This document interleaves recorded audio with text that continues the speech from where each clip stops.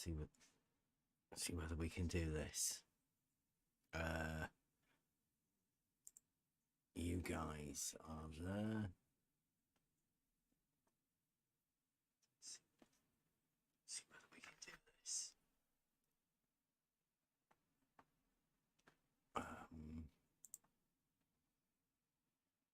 Got a live screen.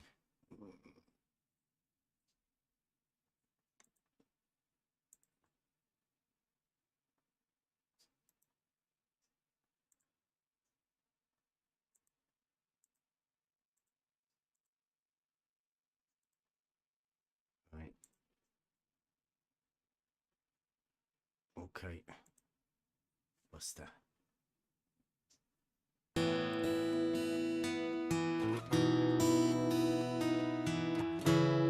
Skeptical mind was all I ever knew.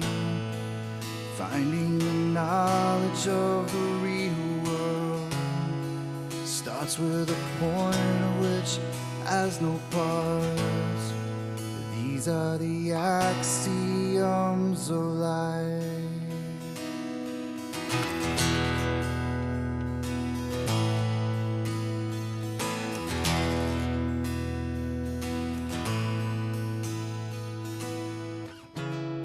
Starting with circles and lines alone, constructing the nature of what's known. Conclusions are clear and the evidence seen. This 3D space works perfectly. And I'll take my chances with the old ways, finding the proofs in geometry. And I don't care what all the sophists say, I'll find the truth in reality. So they were right, we know that they were right.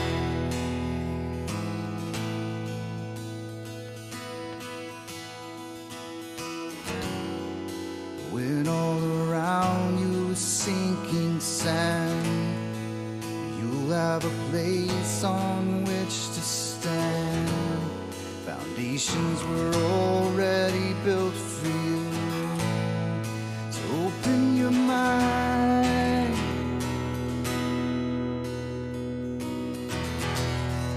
And I'll take my chances with the old ways, hearing the words of what the ancients said. They say my words sound like sorcery, but it's wisdom in all honesty. They were right. Come go with me, awaken your mind. Come go with me, we'll find the truth.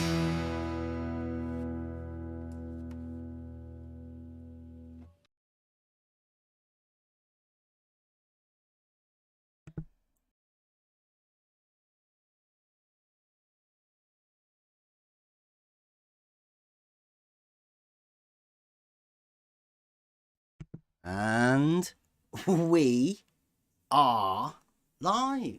Welcome everybody. That was Buster Live, recorded just earlier. One take. Yeah, I never heard that before. Yeah. That was great. You've never heard that song? That's one of my favorite Buster songs, but Yeah. I never heard that acoustic like that. Yeah. It was really great. Yeah, that was just recorded live earlier. If you'd have been in here, you could have listened to it live. You'll never guess where I've been for the last half an hour in Discord. But you can probably guess. QE's got a live stream going, so I was just in there chilling out. Nothing of substance, I'll say that much. Well, welcome everybody. It is Logic Night. Buster singing about wisdom, in all honesty. That's sort of the idea of logic. I mean, it is to root out the fallacies, to try and get to the truth of the matter, to find proof. Seems like there's a little bit of a problem with people. I mean, it's very simple. This idea that a straight line can trouble people with a model. And I think it takes quite a lot of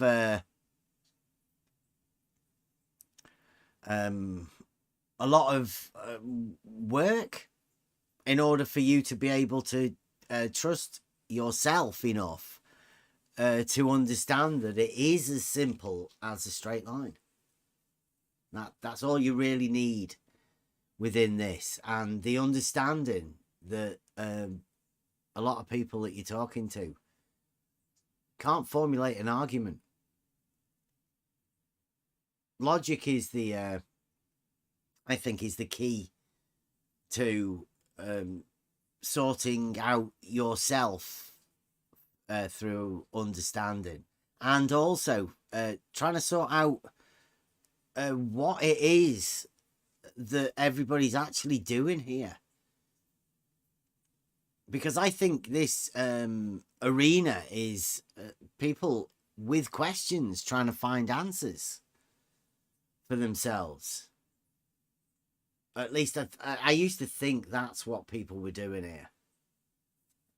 I still do believe there are people out there that do look for answers, but it's becoming more and more apparent that I don't think people even know the question to ask. They don't even know how to formulate the argument that enables you to find a proof or a truth or whatever. Thanks, Jess. I think we're all here to learn. Me especially. We've had a few discussions. And at the minute, I'm a student. I'm a student of the trivium. Trying to improve myself through I'm mainly me personally. I'm trying to improve the grammar, because I've never considered myself as a wordy person. But within this arena, bunny ears, I think it's needed to have an understanding of the grammar and the idea that you have the identity. You know of what it is that you are talking about, and you can speak of it with understanding. If you're not just trying to Brenda your way through life. Well, I think a lot of people do, don't they? A lot of people do just stumble through.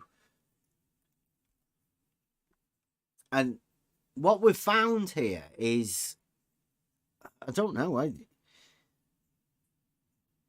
think through the conversations that we've had, mainly because I think I'm a little bit weird, and the conversations that we have are a little bit strange.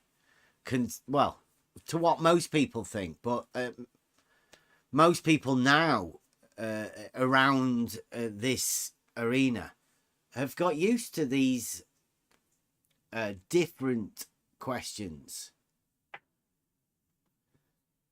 Like, is my phone a horizontal plane with spaghetti on it?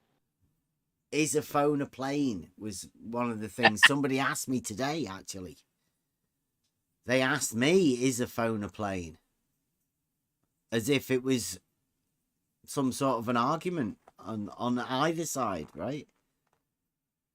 Doesn't actually mean anything. So I have had a lot of action on Twitter today. So I don't know whether I can get Twitter on this.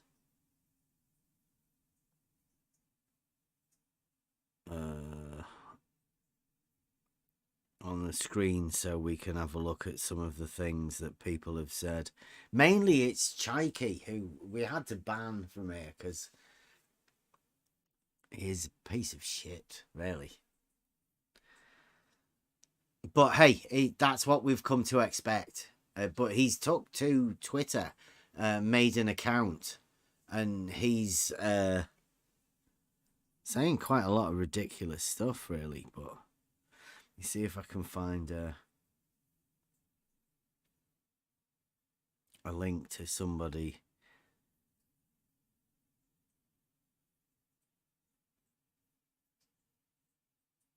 Yeah, this is let's see whether we can get this one.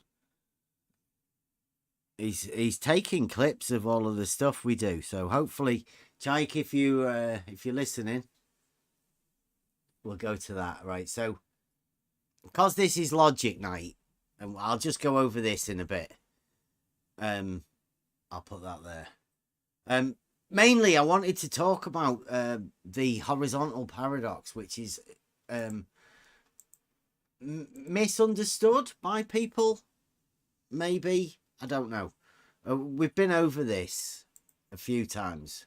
So the logical statement says that if all horizontals are parallel to the plane of the horizon, then all horizontals will be parallel to each other. All of the horizontals are parallel to the plane of the horizon. Logically states that all of the horizontal planes that are there will be parallel to each other and also parallel to the plane of the horizon. Now, most people know how a plane works. And a plane in the horizontal position will be a plane in the horizontal position. Now, there are tools to establish horizontal planes in reality. They call them levels. But beyond that, this is a basic definitional thing. I mean, I hesitate to say a tautology, but I mean, it is. It is a proof within itself that tells you that all horizontal planes are obviously parallel, as known. And that seems to be a problem because it cannot happen on a globe model. It's not allowed to be happening on a globe model for many different reasons,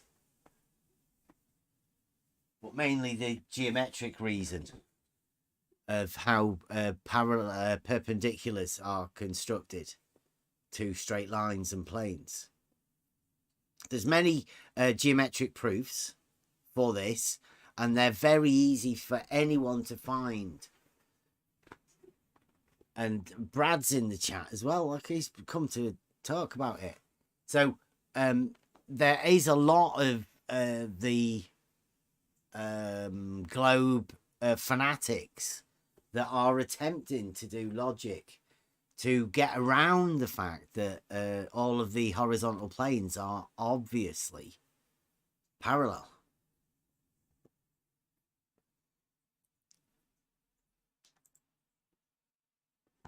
I don't know how many other ways there are to explain the fact that even a horizontal line would have two perpendiculars to the horizontal line, making them the verticals parallel. There's no other way you can actually set it up. So the horizontals are parallel, and construction geometrically to prove that would be that the perpendiculars to that plane are all parallel.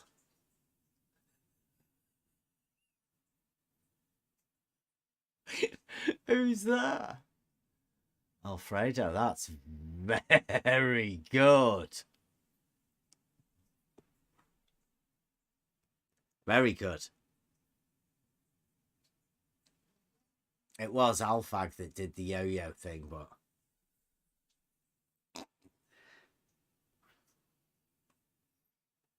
thank you very much.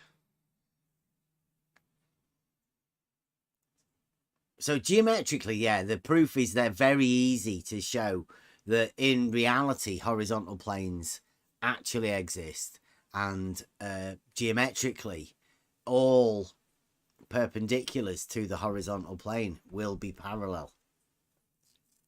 You can't get around that. And as everybody knows, perpendicular to the plane of horizontal will be vertical. So geometrically, all the verticals perpendiculars to the horizontal plane will be parallel. Now, that's a sort of basic fact that I always knew before coming into this arena. I literally wasn't aware of a globe model that stated anything different than that. I mean, how could it?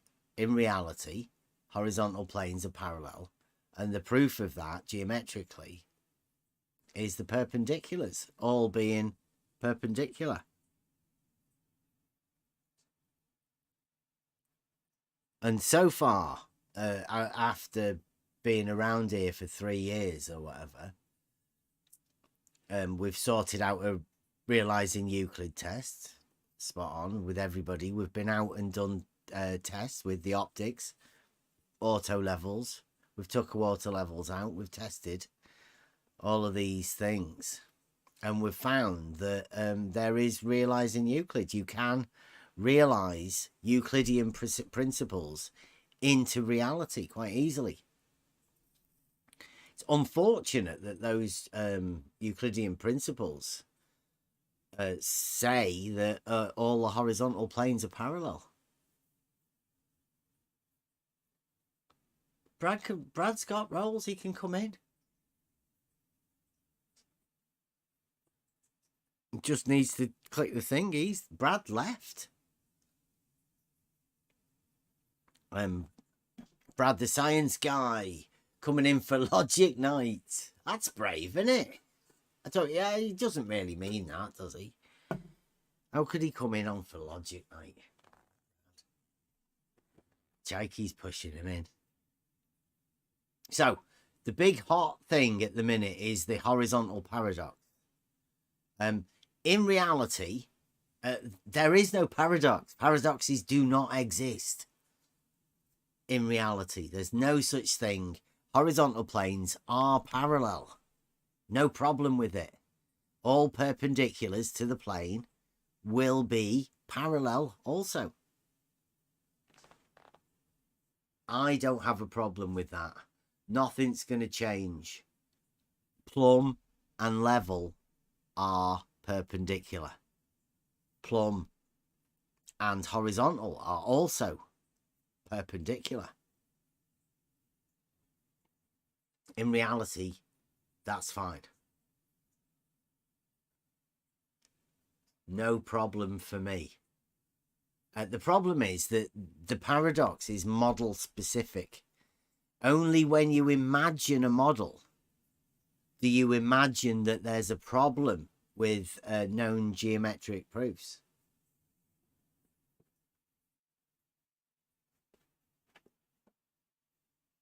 Of which the people that can't formulate arguments and have no concept of what their model is and how to speak of it have a problem with horizontals being parallel. Especially, they have a problem with horizontals being parallel to the plane of the horizon. They have a problem with the plane of the horizon even. They don't like that. They say they have a model that states the horizon cannot be a plane. Even though they all say it, they chop the top off oranges and do all sorts of stuff in order to make planes.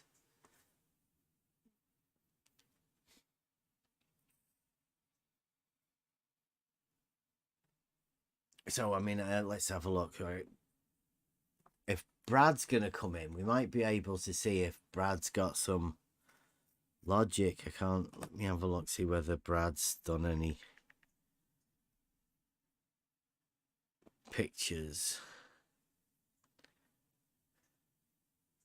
Well, there is a few of them, but I'm not too sure whether Brad... I think they're all taken from Brad. Oh no, here we go. This one is Brad. Brad says he never said a horizontal plane curves. This is a depiction of the Earth. Look at it. It's like no Earth you've ever seen. And vertical is towards the center. A, B, C, D have horizontals unique to their position. The planes are straight. I see no paradox, he says. But he has horizontals being perpendicular to horizontal. And he also has some verticals parallel to horizontal. And he doesn't see that as being a paradox at all. He doesn't see the paradox in having horizontals perpendicular to horizontal and horizontal also being parallel to vertical.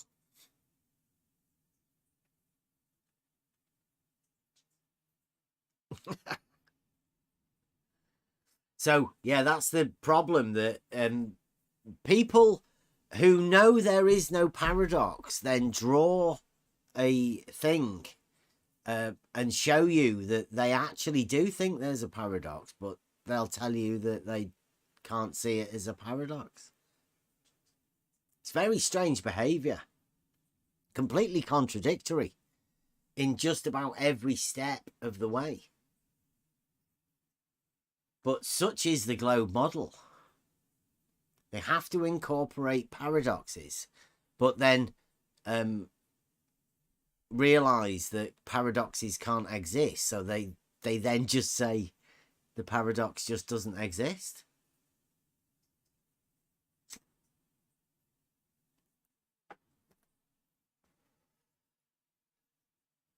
Or they will say that this paradox is not really paradox. Yeah.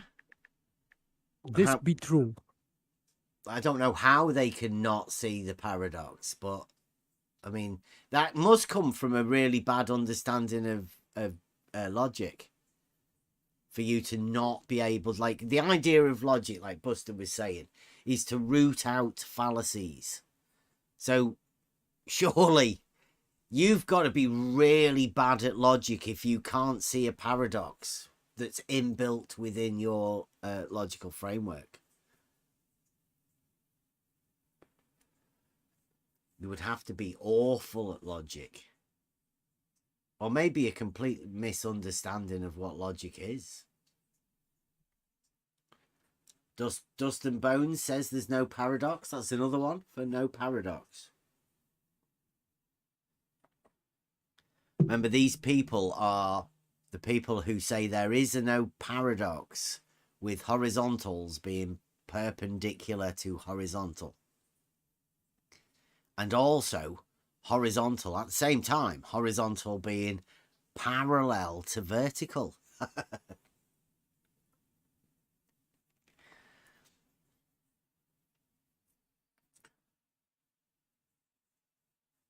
Rumpus, I don't think you understand what the realizing Euclid test is. The realizing Euclid test that me and Spot On performed was mine and Spot On's realizing Euclid test. How we chose to realize Euclid, as in how we took the Euclidean concepts and proofs and propositions and placed them into a test to make real in reality. We did that.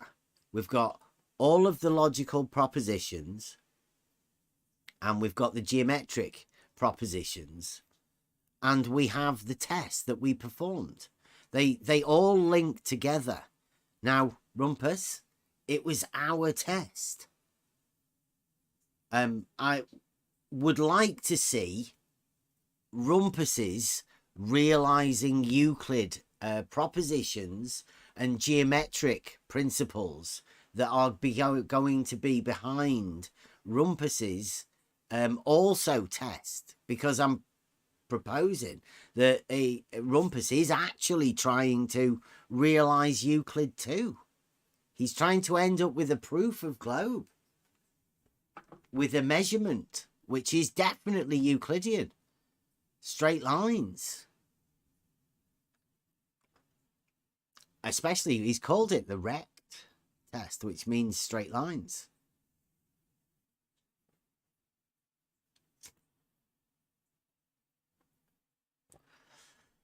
So the Rumpus and his straight line test should definitely have some Euclidean principles that go to it. Hopefully, we were waiting for the Rumpus video. It was due to come out this week. Within the week, he said. And I don't know whether that's today or tomorrow, or whether Rumpus might be delayed, probably.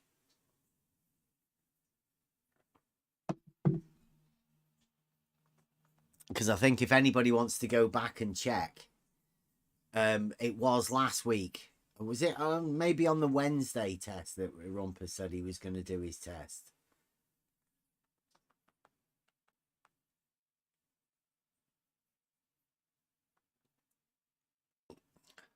So the idea of... Oh, go on. Go on. I think he said in a few weeks, no? Or a couple of weeks? No, he said he was going to do a test. He was going to... His video was going to be on 1 week. His test was going to be done within the month.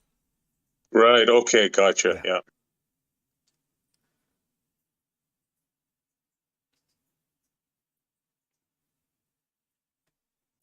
So I'd like to point out that the logic is a way for us to understand. It's to find more understanding in a way for us to use reasoning to lay out statements that end up with a proof or a truth, an understanding.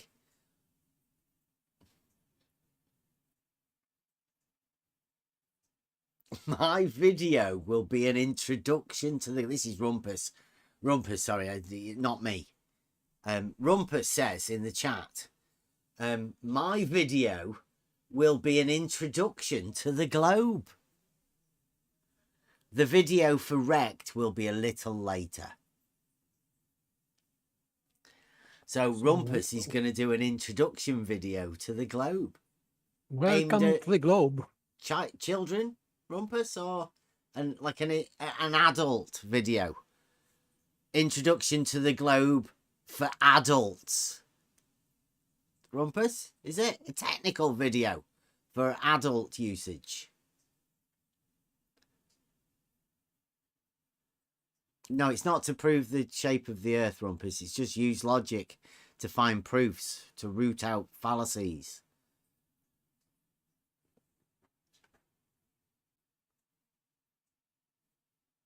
Don't be so obsessed with shape. Well, I'm guessing if you do an introduction to the globe video, you'll be hot on the globe at the minute. If you want to come in and promote it, Rumpus, it will be for adults and very, very technical. Right. Rumpus, everybody, introducing it here first. I don't know whether anybody else has done this. Maybe an exclusive from us.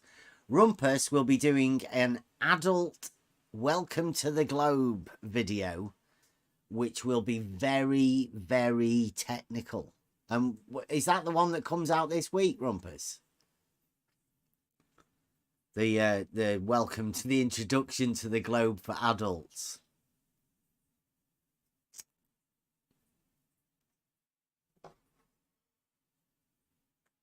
Oh, he's going off topic now.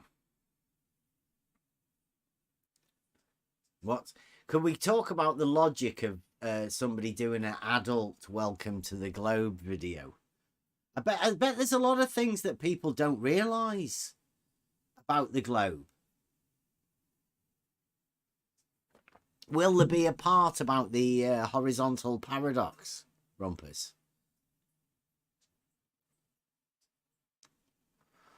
On the globe, it's a model-specific horizontal paradox.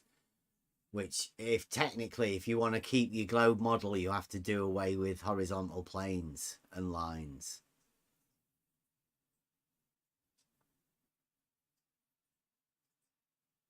Hopefully it'll be done before the end of the week, everyone. Rumpus and the introduction to the globe for adults. You heard it here first.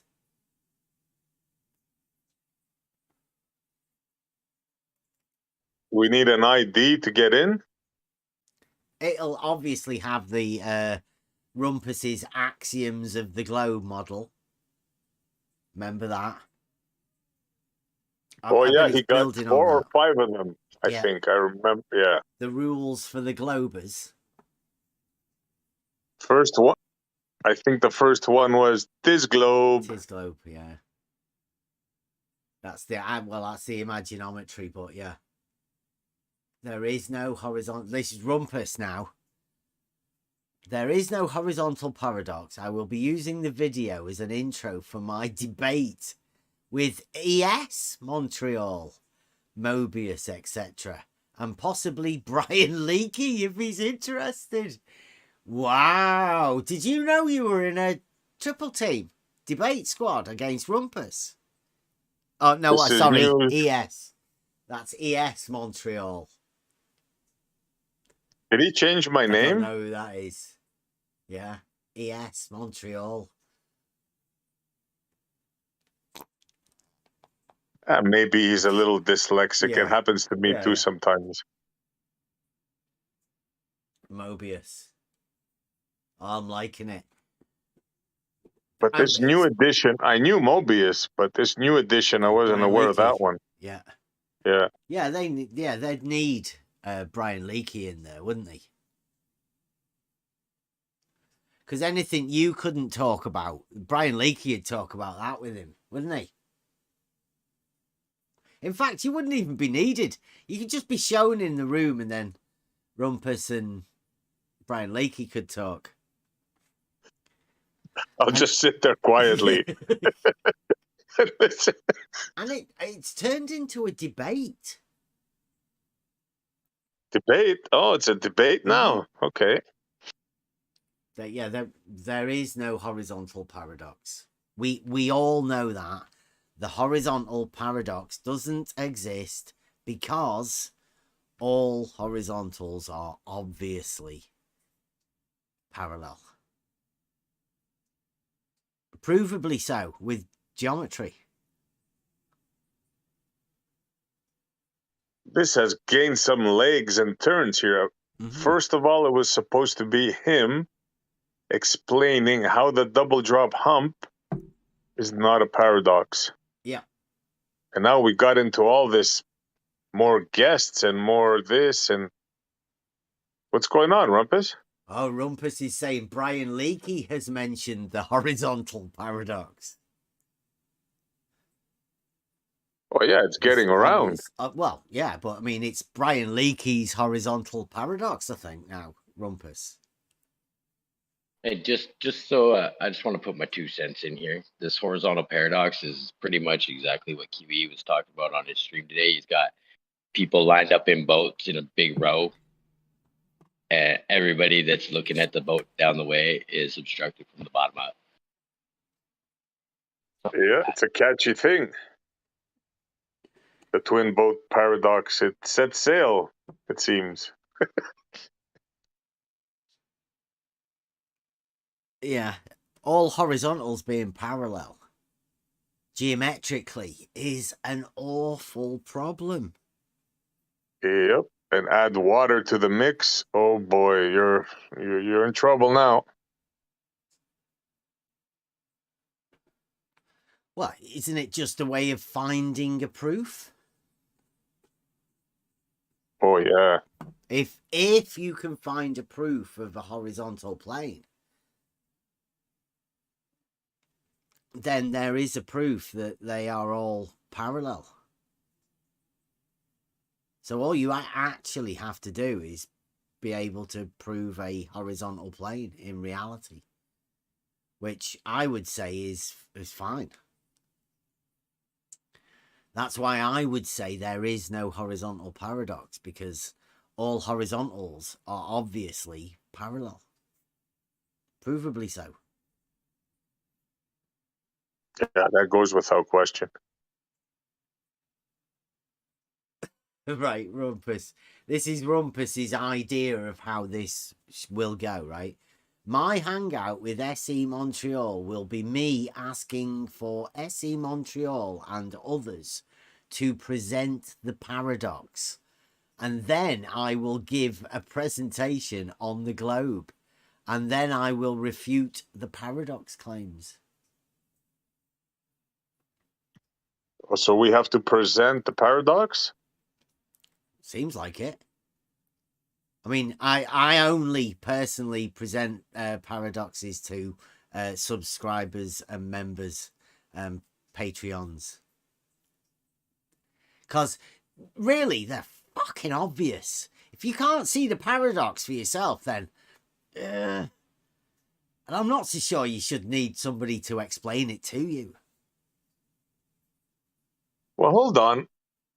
Rumpus, I thought you understood the double drop hump, twin boat paradox, parallel paradox, horizontal paradox, call it whatever you want. I thought you understood all that. Paradox. But yes, sir. Yeah.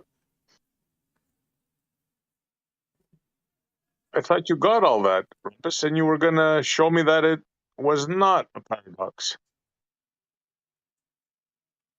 Yeah, that's the whole thing, was that there's no difference between a drop and a hump. It has morphed now. Obviously, Rumpus sees how dangerous the horizontal paradox is, that he's changed it to the horizontal paradox. But it was Rumpus explaining how there is no difference between a drop and a hump. That was initially what it was, wasn't it? Yes, sir. Yep. It's changed. Obviously, the horizontal paradox is far more important to Rumpus.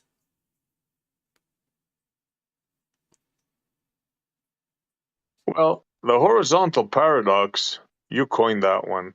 He can have you over. Talk about that one. Yeah, Gord's has put in Specifically. there that if horizontal planes exist, and they do, then disco ball Earth is the best they've got. Well, they don't. Horizontal planes cannot intersect. If they're parallel, if they exist, then they are parallel to the plane of the horizon, which means logically they are parallel to each other. Disco ball Earth cannot happen if horizontal planes exist, logically. That's one of the problems that they have to get over.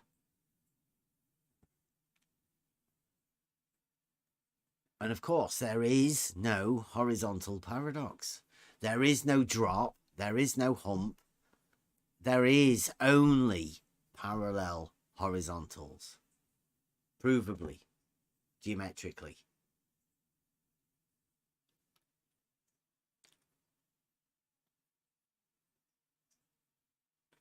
I feel sad for them. They can't even have the disco ball Earth.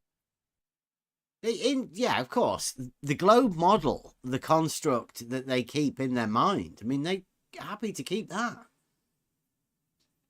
You can't logically derive anything around it, obviously, because it's not real. You cannot predicate on something that isn't real. Makes it very hard for them to formulate an argument about their globe model, especially in favor for it.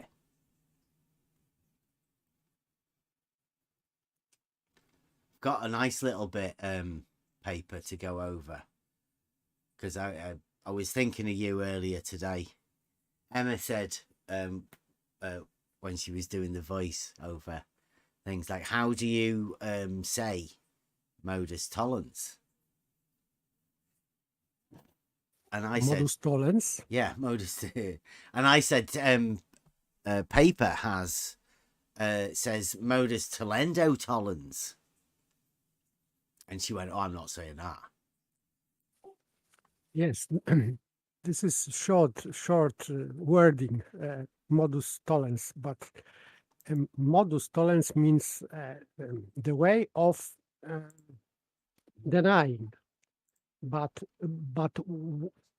which means by which means we are denying. Denying by means of denying. So to deny something, we have to deny some other thing. That's why this is tollendo. This is, in Latin, this is, I think in English, it is gerund. So, denying by means of denying. Mm-hmm. So that's, and the same is for ponendo ponens. Yeah, So right. Well, we are carrying by carrying, or this is also gerund, and this is the way of carrying by carrying something else. right, well, Yes. as I was looking for it, modus tollendo tollens, it didn't come up. There was no modus tollendo tollens. Like they've just shortened it to modus tollens. But Yes, but there was modus ponendo tollens, right, which yes. leads you to believe, right, or to understand it a bit more, I think, right? So modus ponendo tollens is mode that denies by affirming. Yes, and you can do otherwise. It means you can create also modus tollendo ponens. Yeah. In theory. So, like, in basic, really, it is to show that logic, although it sounds like really fantastic whenever you hear modus tollens and modus ponens and modus tollendo tollens and modus ponendo tollens, it sounds really weird, but really it's just a different way of you formulating these statements that you make into different formulations to be able to word them in different ways. So this one, it goes like, you make a statement that you say you cannot have both A and B being true at the same time. This is a dilithious nightmare, because that's where the dilithians to go, well, why not? So you start off with your statement, you can't have this and this, and then you say, well, it is this one, therefore it can't be the other one. Sort of like, as I was saying, what you could say is, you could say level cannot be a straight line and a circle. And then you'd say, obviously, you go to prove level as being the straight line. And then you'd say, well, it cannot be a circle. Yes, this would be ponendo tollens. Yeah. Right. Yeah, but Bev, you got part of that wrong. Which part? The part where you claim that not A and B is diletheism. That's not diletheism. Well, no, I'd say, like, you cannot have both A and B. You would have to say, at the beginning of it, you would say, level cannot be both a straight line and a circle. Yes, this So- is first sentence. A, not B. Mm-hmm. So there are cases where you can have A and B. See, there you go. That's why I said it'd be a dilithious nightmare. Because That's you'd not want it, but you couldn't No. do that. You cannot do that, Brenda. Not within a Of course you can. logical statement. No, you cannot. Of course you can. I can No, you prove it. can't. No, Yes, I can. in this example, we cannot. Not both A and B.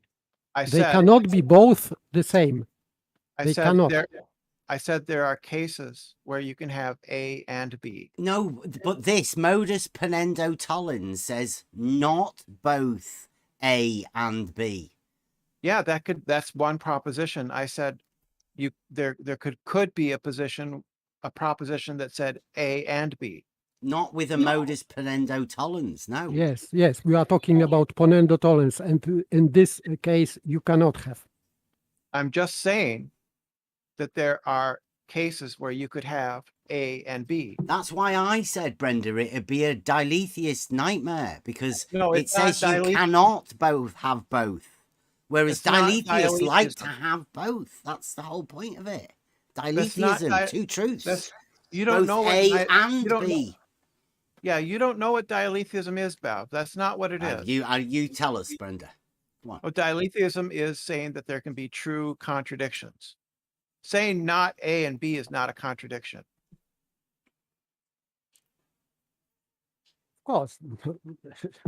If We're you saying were to have contradiction. both A and B after saying not both A and B, then that would be a contradiction. Yes, obviously. Well, that would be, but that's not what this says. It does. It says not both No, it A doesn't. and B. It says A, therefore not B. Yes, it means in first sentence you have exclusion. That Yes. A excludes B. That's simple. Yes, an exclusion is not a contradiction. Therefore, No, wanting it to be the opposite of what the actual logic says brings in the contradiction, Brenda. You're We're talking wanting about to place in a proposition. contradiction into your logic. We're talking about propositions, not wants. We're talking about modus ponendo tollens, Brenda. Yes, not wants.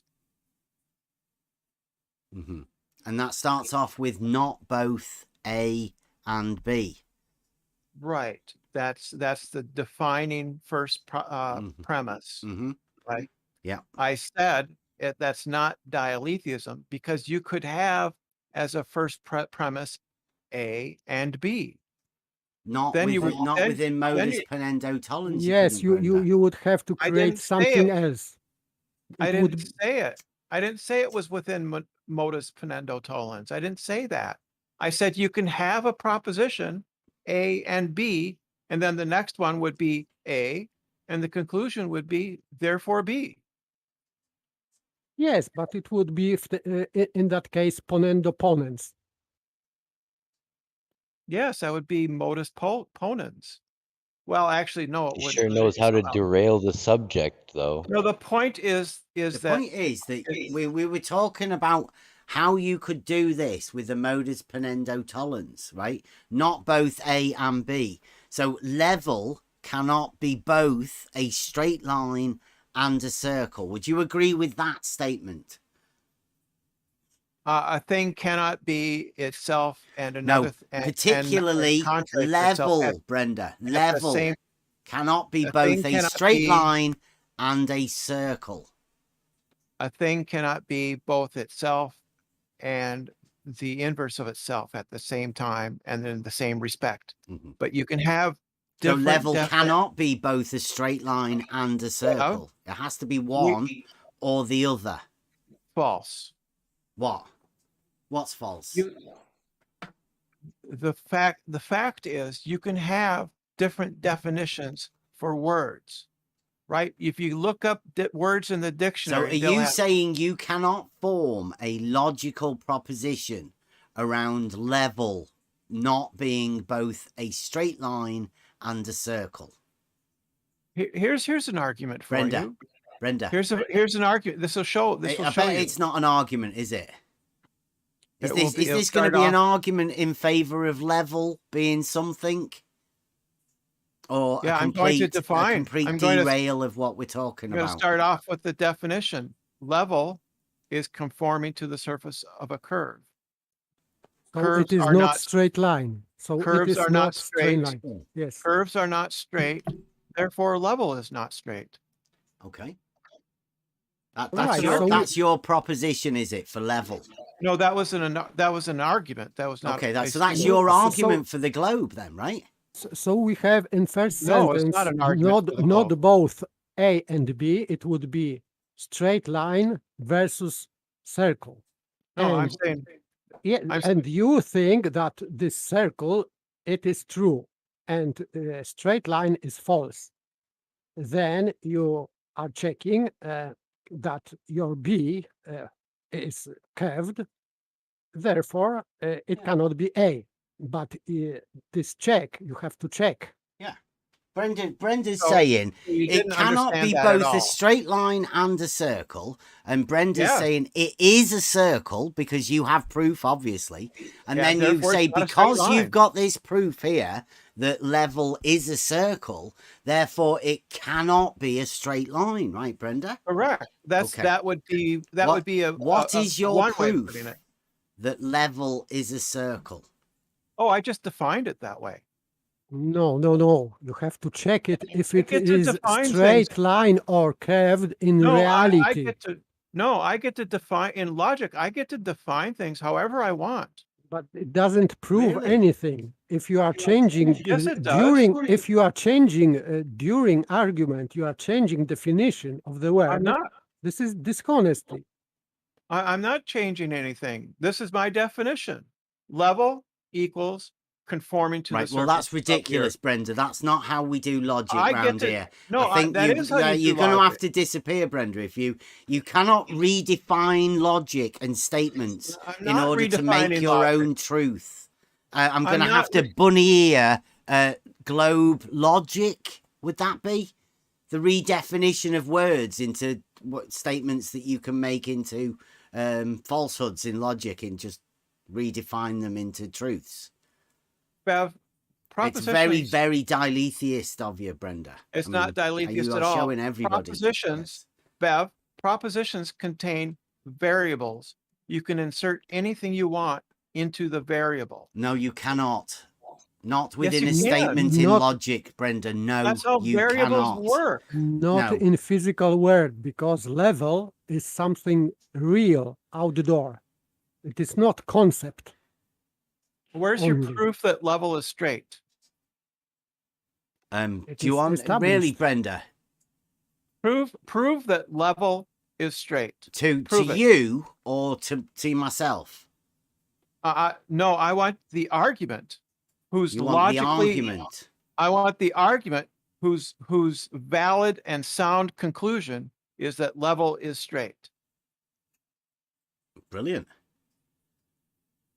What you do is, you know, your one for curve. Write it out. You Write know- it out. You know Type it out.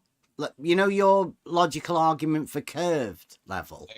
Hang on. Just- Please, just- can I just one quick Sorry, thing? wait a minute. Brenda, you know your logical argument that you have for your curved level. Just replace straight there. It's dead easy. If you've already got your logical argument sorted out, you don't need us to write ours out. You've got yours already wrote out. Well, you go ahead and do that then. Oh, show we me. have, Brenda. We have.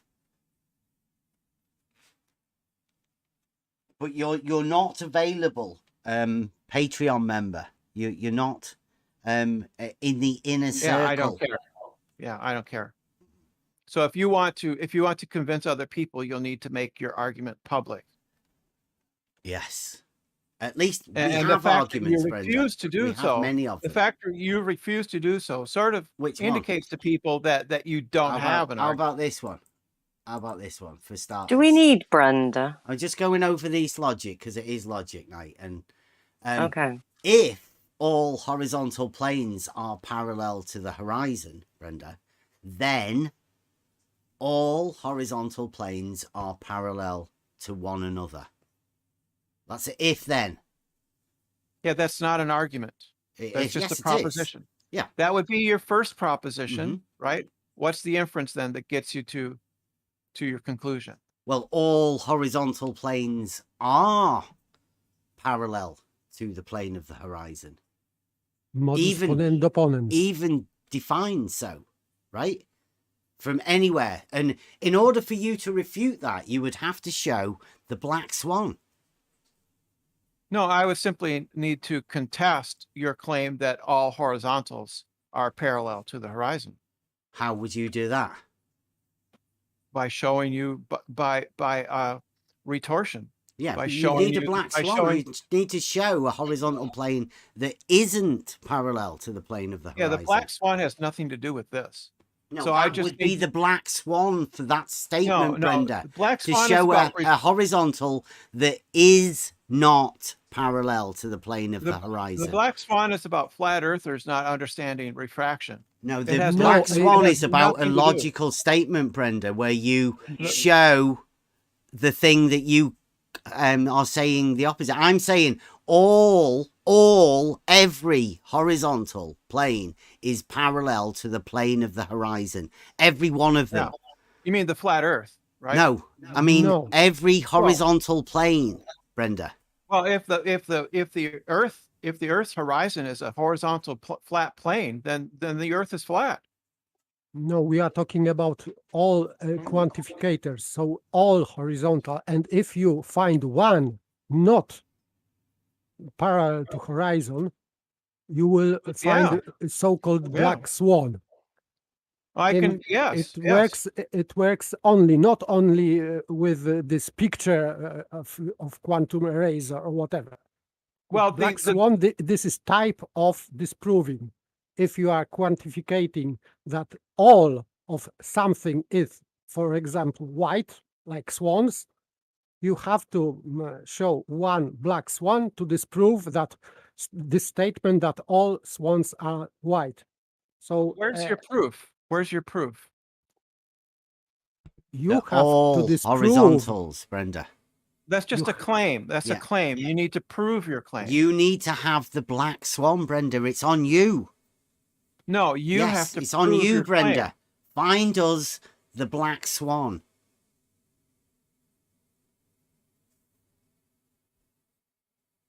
Yeah, I can just refute it. Just So- by so- saying that here's my proof, right? All horizontals are not all horizontals are parallel to the flat plane of the horizon. Show us So the you- horizontal that isn't, then.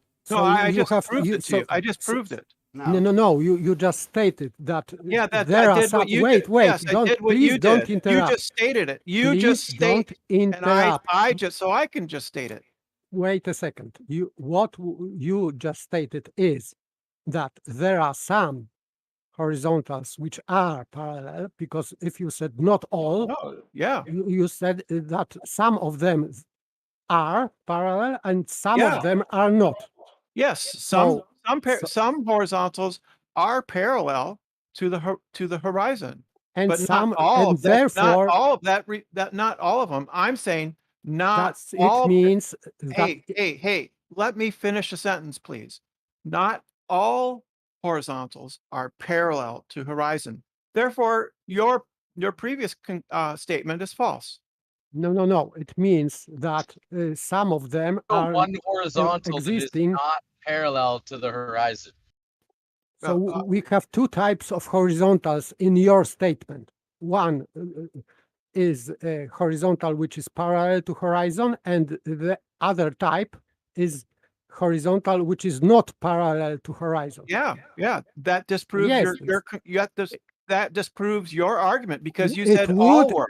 It would disprove if you can show this kind of horizontal, which is did. not parallel to horizon. I did. I just gave you the proof. No, you just That's said. a proof. No, saying something is not a proof. Well, then you saying something is not a proof. All you did is say something, so you have to back it up. You have to prove it. Every picture can prove it. We have No, horizon. no, it can't. we, It's not going to and prove it. you can see horizon. You can hang a plumb line to it, and you have a vertical and horizontal perfect in Pictures real aren't life. proof. Pictures aren't proof. Picture isn't This proof. is not a picture. You can do You it said in that real you life. said pictures prove it, and they don't. In this case, they can, because they are just No. showing what you can see with the naked eye. That doesn't prove anything. The fact your vision can be very wrong, That doesn't So prove anything. so you don't believe that pictures from space prove your globe, Brenda? No, they don't prove, pictures don't prove anything. We're talking about logic and proof here. All Pictures right, don't so- prove Thank anything. you. I'm glad you said that, Brenda. Yeah, absolutely. I back it up, and most globers will back me up. No, they won't. Are when we we're done with talking Branda about- yet? Yes, logical proof We are done with you. is Okay, not awesome. is not Off you the go then. pictures. So in reality, if we have horizon, you can see at this. No, Paper, you want to carry on talking to Brenda? Yeah, he's all very confused. He thinks that I'm not if there- confused. No, We Brenda, I can- think that's you think you. that there's some. You think that if there's some horizontals, that means all horizontals. All horizontals, Brenda, every one of them will be parallel to the plane of the horizon, both that's wrong. geometrically, mathematically, and logically, all provable. Yeah, but all you did is assert that. That every, it will be Bev, checkable Bev, from well, that's wherever you just a are. I bet you claim. right now, Brenda. That's just a claim, Bev. You have to prove it. Well, That's just a you claim. know that on the model, you can't actually have a horizontal plane geometrically, mathematically, and logically. But we're It doesn't. They defining. don't exist on the globe model, Brenda. We're talking about logic, Bev. But We're in talking about reality, logic. yeah. Well, that's why we can No, but predicate we're upon talking them, about logic. Brenda. We're talking about logic. Yes, we Logic are is talking math. about logic, Brenda, and that's why we can predicate upon horizontal planes. No, you can't. Yes, no, we can. You can't. Definitely, we can. No, you can't. Watch us. We can make an argument, a logical argument about horizontal planes, saying Yeah, but all horizontal planes are parallel to the plane of the horizon, then all horizontal planes will be parallel to each other. Yeah, but that's a conditional. You have to show that the conditional is true. You could show any horizontal plane that you ever establish will be parallel to the You plane can't of the show that. horizon. You There need will to- be that's no an- black swan coming from you, Brenda. It's not Bev, possible, that's is it? You cannot do That's it. an empirical. You cannot that's an, produce a black swan, a horizontal that is Yes, I not can. parallel to the plane of the horizon. Yes, I can. I Where? absolutely Go can. on then. Produce it, Yeah, please. and so that's also what you said was an empirical claim, which can only be falsified. It can't ever be proven to be true. It can definitely be proven to be true. No, you can't prove empirical claims true. You can only falsify them. Okay, well, Because you would empirical have to claims are falsify based- it then, wouldn't you? Empirical By claims are showing based a on black swan, Brenda. Bev. And Bev, you empiri- cannot Bev, produce a black stop being swan. triggered, You Bev. can't even Calm produce an down. argument. Bev, empirical claims are based on induction, not deduction. Do you have an argument, Brenda? My argument is that your argument is That sounds fallacious. like an argument of No, it is- negativity. It doesn't sound like an actual No, argument. My Brenda. argument is that you made an empirical claim that I must made be a claim valid- that if all horizontals are parallel to the plane of the horizon, yeah, then yeah, all horizontals will be parallel to yeah. each That's other. an if. That's an Yes, if. You have to yes. show that the if is true. Yeah, all horizontal so- planes. Yeah, yes. every Stating it's horizontal true plane doesn't- you create, Brenda.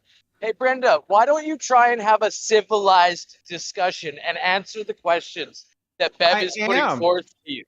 I No, you're am. not. The question I would am. be, If The you say question if would- A then B, if you say if A then B, Well, you no, we're have just to keeping show- it very simple, Brenda. Very you have to simple show for that everybody A is listening. true. So everybody can understand exactly how the logical statements work. And you don't exactly know how logic, rebuttals Bev. to You have the logical slightest statements work as understanding well. of it. Mhm. If A then B, If- you have to show If that A all is true. horizontal planes are parallel to the plane of the horizon, then all, it's an antecedent consequent, right? So, That's if Okay. A then B. That's Yeah. what I said. You have to show that A so is true. horizontal planes would be parallel to the plane of the horizon, right? You don't get to claim that A is true. Well, just where would on how your would we say-so. check it, Brenda? How would we? Empirically. How? Empirically, How? you would check it. How? Do you even know what the word How? empirical Yeah, means? how? Show us. Tell us how. What is the word? What is the method that we would use to empirically check that horizontals were parallel to the plane of the horizon, what would we do? Are you admitting that your proposition is an empirical one, not deductive? I'm just asking Answer you, the Brenda, what would the method be for us to be able to do it? Are you admitting that it's inductive, not deductive? I'm admitting, doesn't Brenda, matter. that you, 1, don't have an argument, 2, only have negativity about other people's things, and 3, cannot claim anything about horizontals being parallel to the plane of the horizon. Yes, I can. I can easily make a claim. I can So make they any claim I are, want. all horizontals are parallel to the plane of the horizon, aren't they?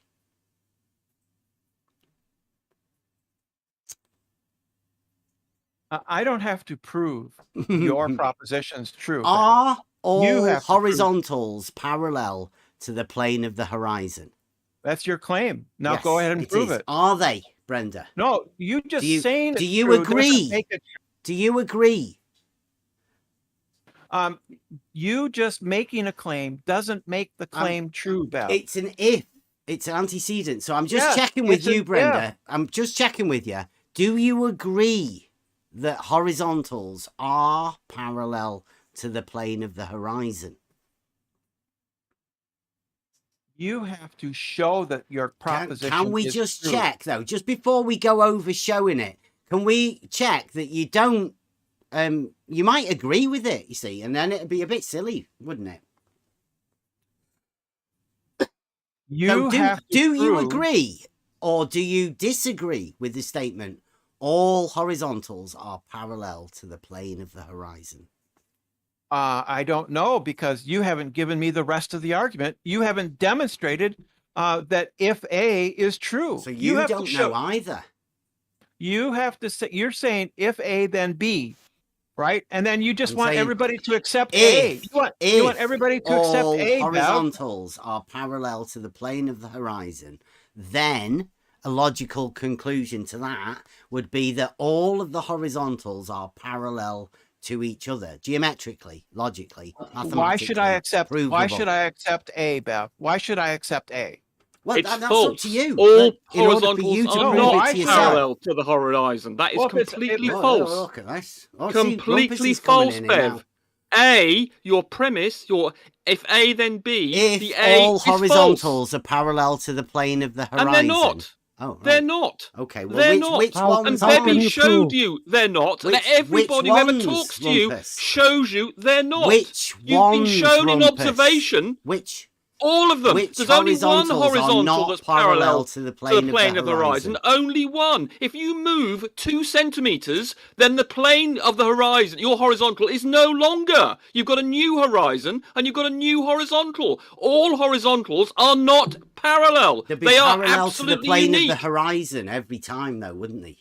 But they change. Every time you move, you they- change the horizon and you change your horizontal. And they would always be So all parallel to the horizontals plane of you- the you horizon, wouldn't they? experience are Rumpus? not parallel. Every time you move, you create a new horizontal. Yeah, Therefore, but all that new horizontals are horizontal not would be parallel to parallel one to the another. plane of the horizon, wouldn't it? But every time you move, you change your horizontal and you change the horizon. But So they'd those be horizons you're parallel, talking about Rumpus. are different horizons. be They're parallel. different horizontals. They They would are be not parallel. parallel. Yeah, they They are are. inclined to one another by 1 degree every 69 No, they statute don't. miles. Horizontals don't intersect with each other. Rumpus. They do, No. and you can show that by doing observations, and I will be showing that in Rect. This is the horizontal paradox, Rumpus. No, it's not. Your horizontal. Look, if you're on a sphere, Bev, you surely can picture this. If you're on a sphere, the tangent to the sphere at any point is different to every other tangent, and the same is true of the globe. Every time you change the point you're on a ball, and there's a different tangent. The orientation of that tangent is different, and the same is true of the globe because it's a sphere. It's exactly the same rules as a football with a But tangent. Rumpus, Why do you Rumpus, have such difficulty Rumpus, understanding So this? Rumpus, you haven't all- got plane all- of horizon. All tangents aren't horizontal, Rumpus.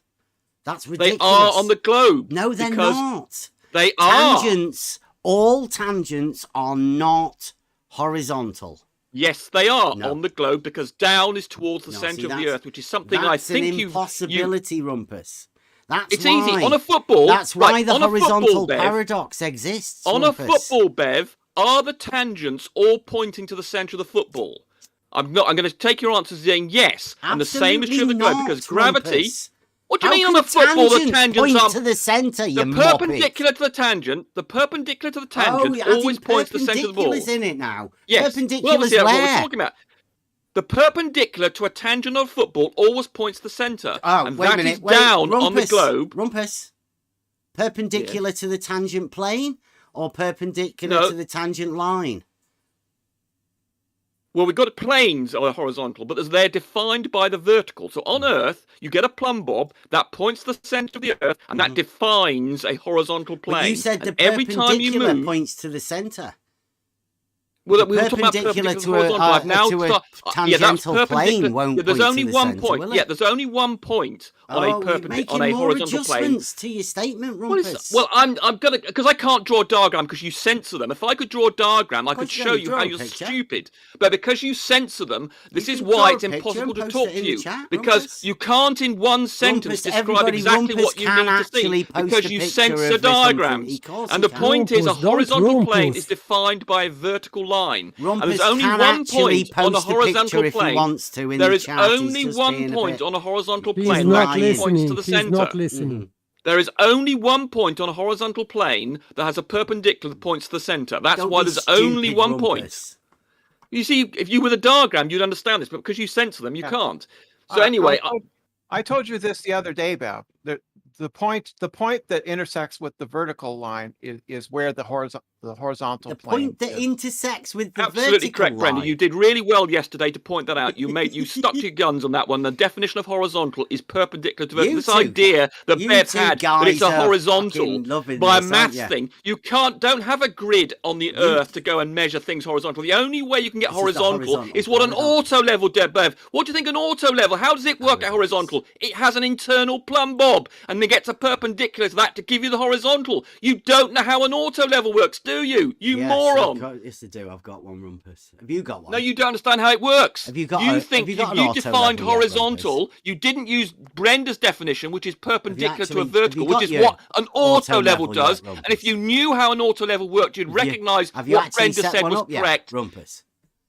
Don't divert the fact you don't understand how it works. Brenda was absolutely correct. To keep shouting, Brenda was absolutely Jesus. correct, and you don't know how an auto level works, and she described it exactly correct. A perpendicular to a vertical, and that's how an auto level. Your idea that horizontal is defined by zero slope, then you need a coordinate system. You're not on a piece of paper in the real world. You need the way. How do you think of the 19th century? They didn't have GPS coordinate system. Rumpus, they used an auto level to generate a horizontal, as Brenda said. Rumpus.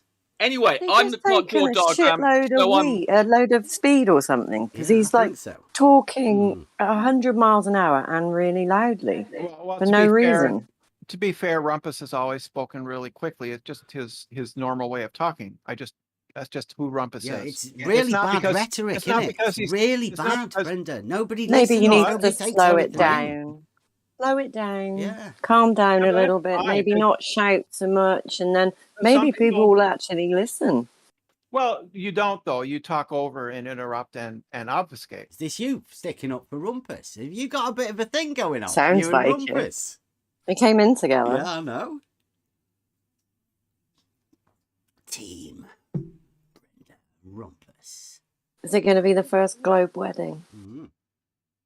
I don't think Georgie's coming over, Brenda. Did you want to get on the plane? I think he might have booked his seat. Jump on there. Come over. But I think that all now understand why Rumpus had to be muted on Ranty's show and on Nathan's show, because he's acting like that.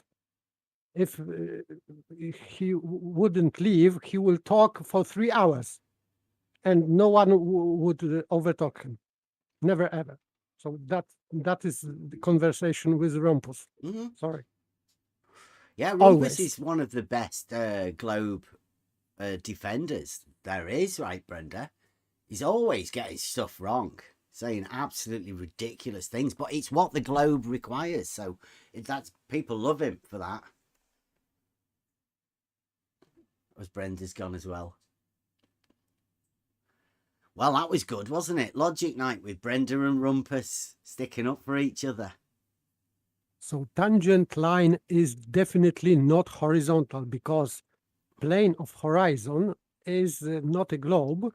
It has to be a plane, so straight lines on the plane, and horizontal lines, horizontal, not horizon, horizontal lines are parallel to other straight lines. So on the globe, you have no horizon as a straight line, so you cannot produce horizontals. And these tangent lines are not horizontals. And in geometry, they cannot be called horizontals at all. So they have no argument at all in this topic.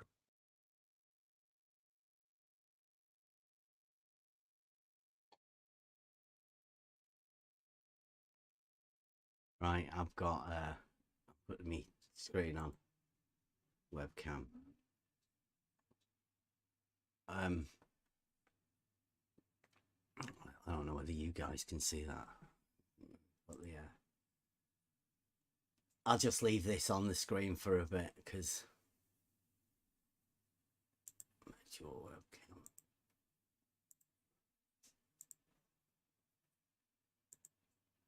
There you go. Right, so plumb bob here, plumb bob here, and a plumb bob here as well.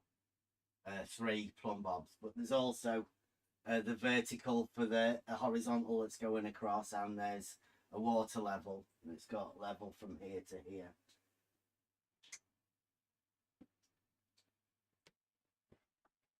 So there's like 2 horizontals there. One conceptual because it's the water level, the other one's the laser level, and then there's 4 verticals, or 3 plumb bobs, and one of them swinging a bit. But which one of those are perpendicular, of those verticals and horizontals, when you look at it? And how long could you extend the horizontal plane? And how many verticals that are perpendicular to that horizontal plane could you put on it? I'd say mathematically, geometrically, you could extend the plane indefinitely. Could you do that in reality? Well, depends if there's a mountain in the way. No, you couldn't. You can't go through the mountain.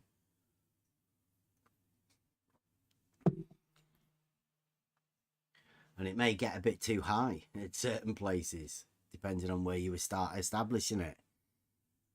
But yeah, you could definitely establish a horizontal plane in reality. My statement. In fact, my statement that I make, and I'm quite happy to make, is that horizontal planes only exist in reality. As in, they don't exist on the globe model.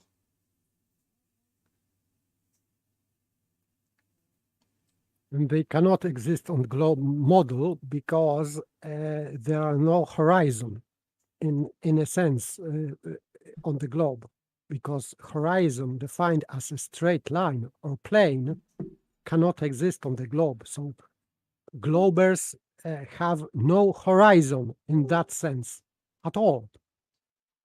And if their horizon is curved, they cannot produce a horizontal line, because in geometry there are no such things as parallel curved lines. So straight lines are parallel, so they cannot produce horizontal line to this curved horizon. They are very pitiful. I feel pity for them.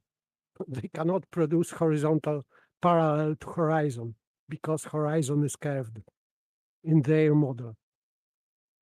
Yeah, I mean, the line that's on the screen is the one that's going horizontal, at least. is horizontal because the verticals are perpendicular to it. That's how you know it's horizontal. So the very fact that you had to slope that line would make it so that they're not perpendicular. Well, that would make it not horizontal. Very simple. You don't need a mathematics degree or a geometry degree to work this out. This is a very basic logical formulation that you can do for yourself. You don't need somebody to write a proof out. This is the only way you get an understanding of this, is you working it out for yourself. Try to imagine the black swan for this. Where would a horizontal be, and how would you get a horizontal to differ within the framework that you have? All perpendiculars to the plane will be parallel. That's within the definitions.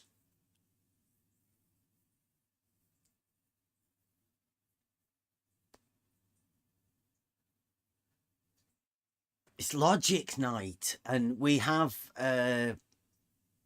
globe fanatics that come in to try and explain their globe model, but they're trying to deny the geometric principles of their own model because it sounds ridiculous.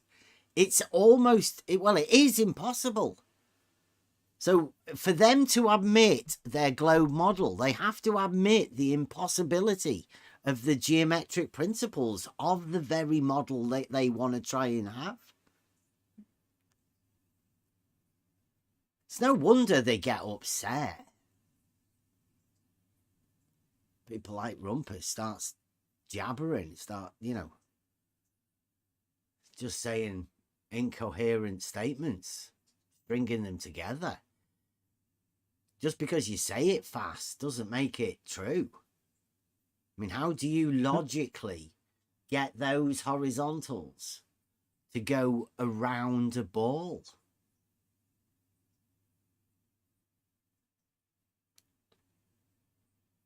If all horizontals are parallel to the plane of the horizon, which, if you look for a definition of horizontal,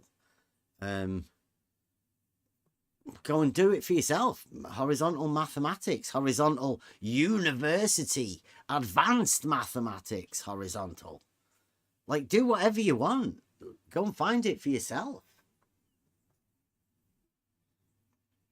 Just be aware that the logical implications of having a horizontal that's parallel to the plane of the horizon means that all horizontals will be logically, mathematically, geometrically parallel to each other.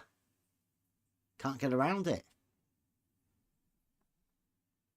And you can call people names as much as you want. It's not going to change the basic logical concepts of this sort of stuff that people have to work it out for themselves.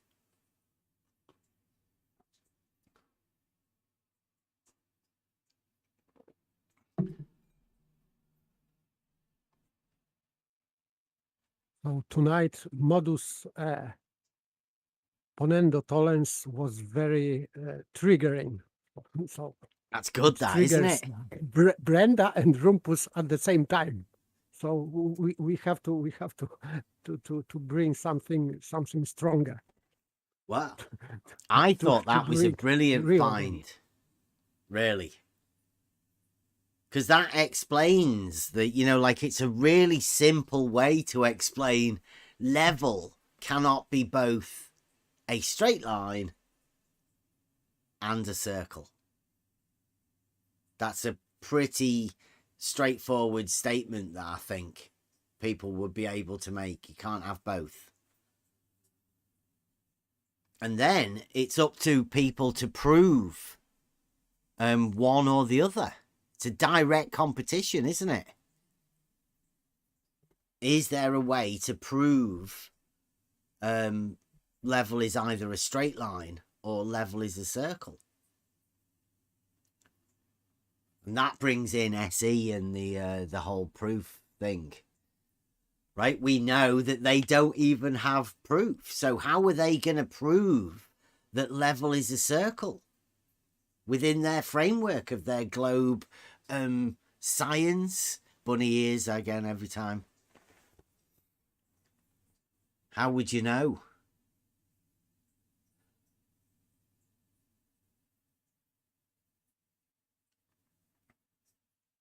It's good fun, isn't it? Logic. I think logic is, it's way more than what it seems.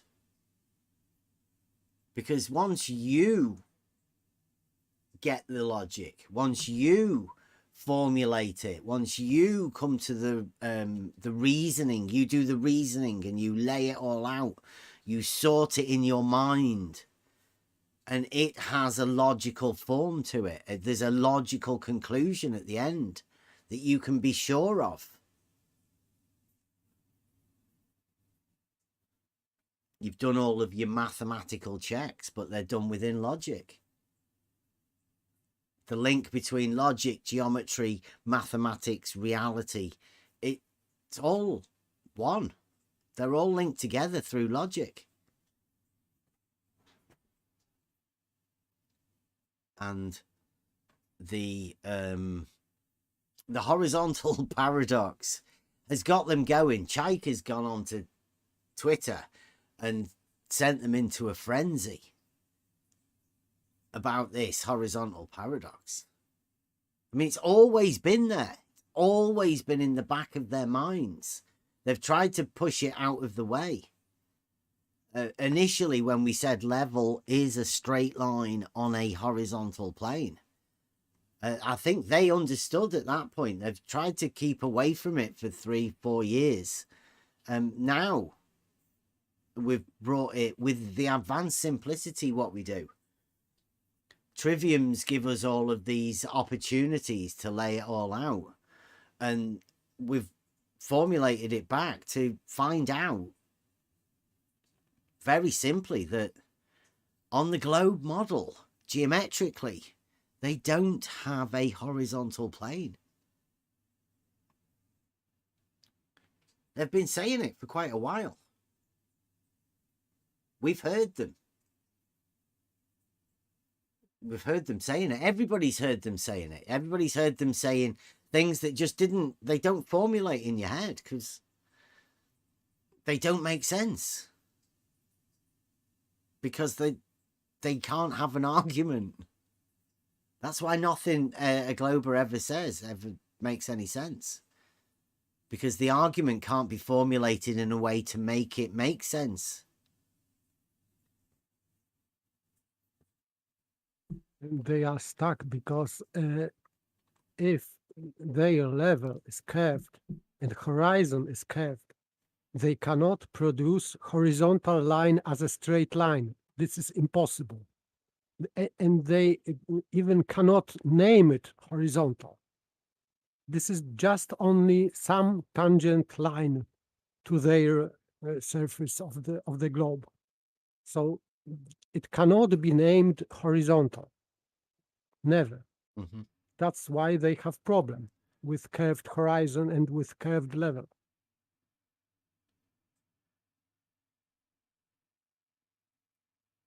Yeah, geometrically, their model is impossible. I think people don't see the importance of logic, which is what derives the geometry. Geometry is the perfect way to show a perfect logical system. In fact, I think it's probably the only perfect logical system there is in a true form like that. They've tried to do it with numbers and stuff, but I think geometry and Euclid is definitely the way to show how important logic is. And it is important.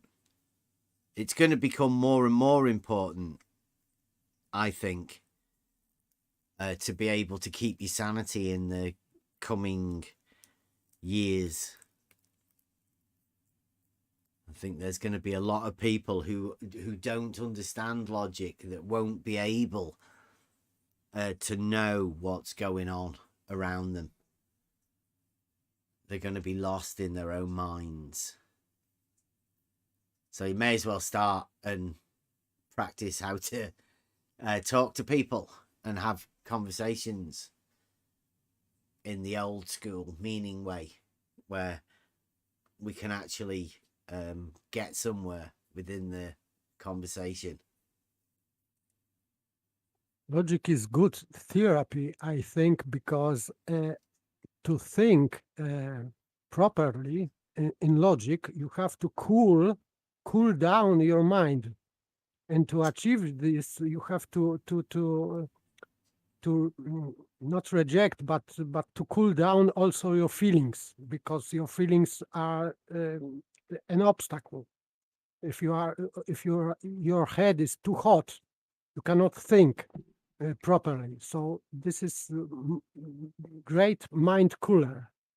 And when your mind is cooled, you can think properly. And that's why some people, or many people, are trying to keep always your mind hot and nervous, that you are not able to think. That's why logic is very good as a therapy. Yes.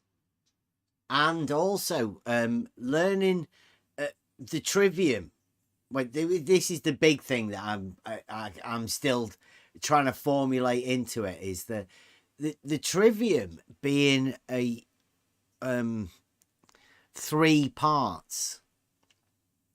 In order for this is the way I look at it. I'm not saying that this is the way everyone should do it, but the way I look at it is, you are always learning, and within this formulation of putting the grammar and the logic and the rhetoric together, it is putting you towards the idea of a debate or a presentation for some sort of logical argument, right? To show what you've learned through this formulation of the lesson from the trivium, but not to show people what it's like a personal thing, to show how you've grown. Because a lot of what we've done around here, I mean, I'm not the same person as I was when I initially came in. I mean, I came in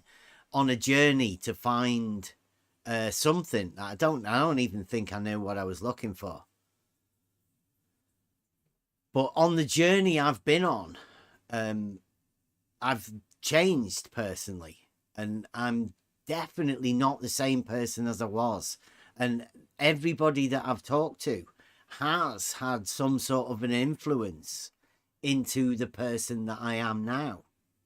And I thank everybody for that, because I quite like this idea. And going forwards, I think I owe the trivium, or the people that have helped me get to this place, I think I owe to show them what I have learned, and that's what I'm leading towards. This logic and stuff is part of that thing.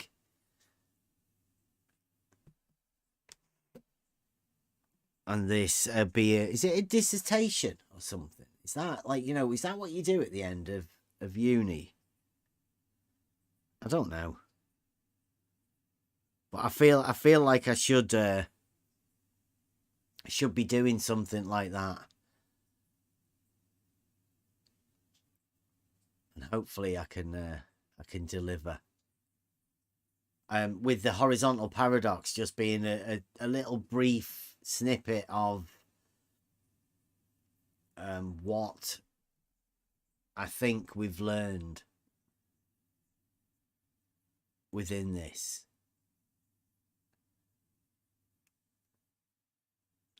Oh, Paige has said that that's where everybody's gone. Blue Marble Science has gone live. We've triggered Blue Marble Science into making some content. That's actually what I was going to go over, wasn't it?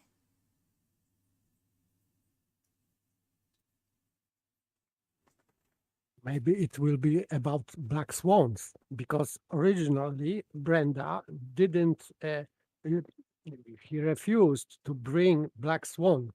I don't think Brenda knows what the black swan is. I think I did say this about QE and the way QE did his.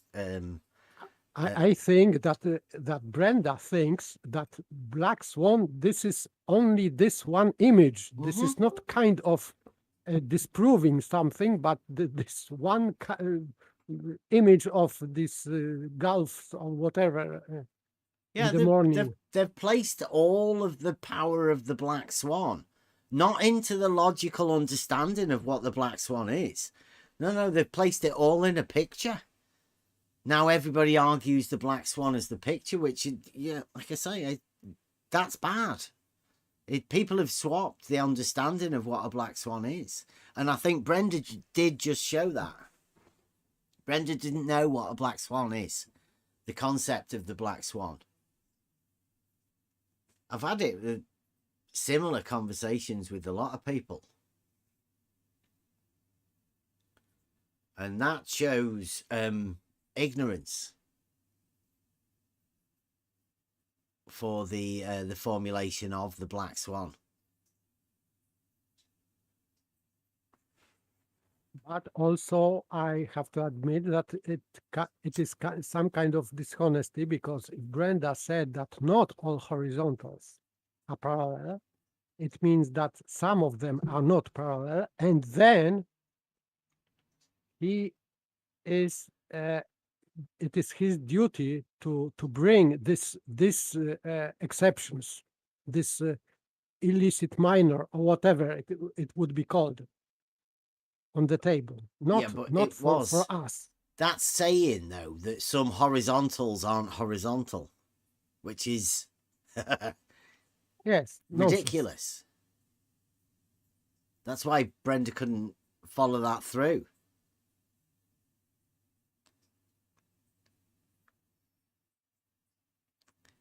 It is sad.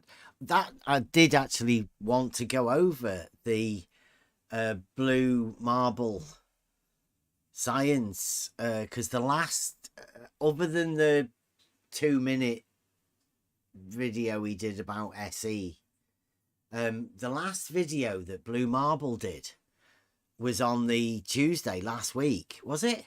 Maybe even 2 weeks ago. Maybe.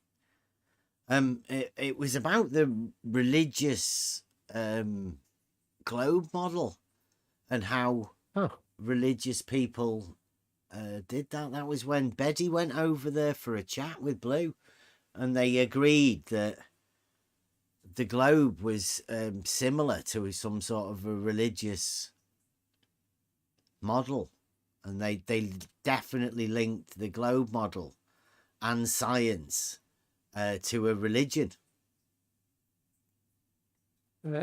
Especially to Saint Thomas Aquinas, which I have to object, of course, because it is not true,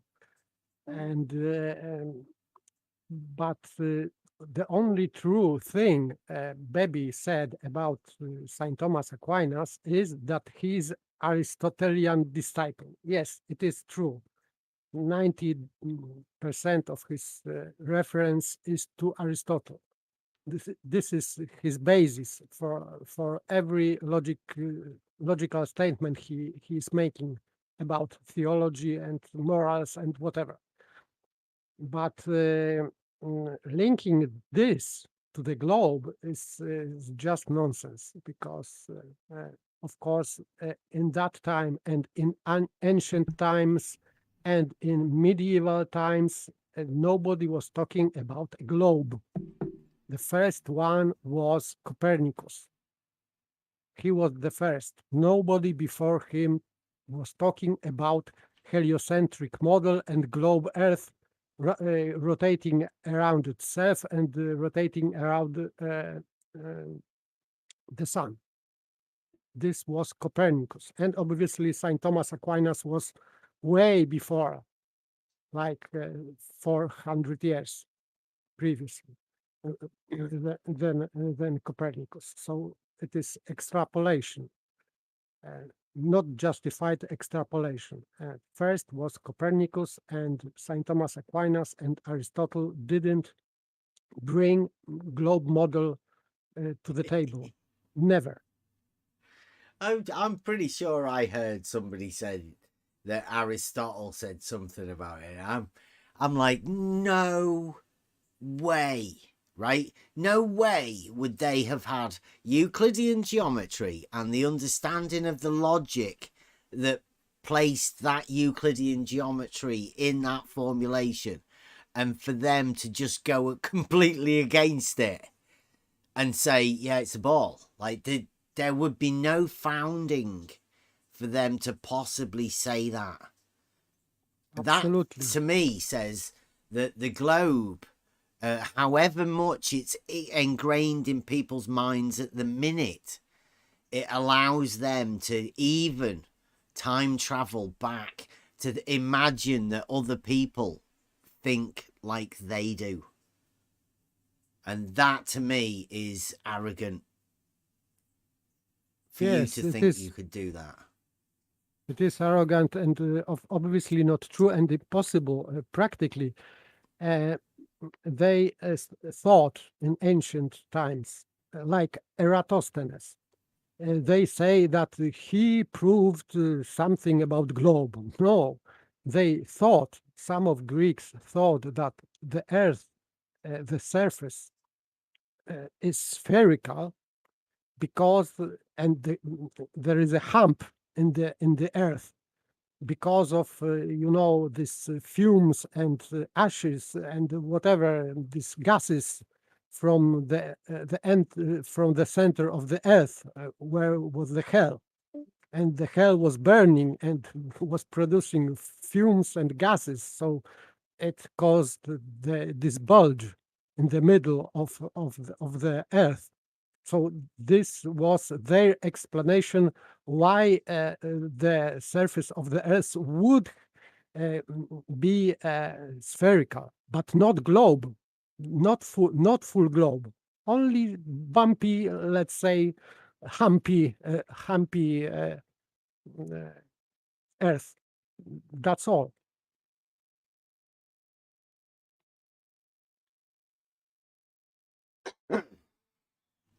So if ancient Greeks were talking about sphericity of the earth, they meant that this Hephaestus and this god of the hell underneath the surface of the earth was just forging something in his forge underneath, and he was producing gases. So it was pushing up the surface of the earth.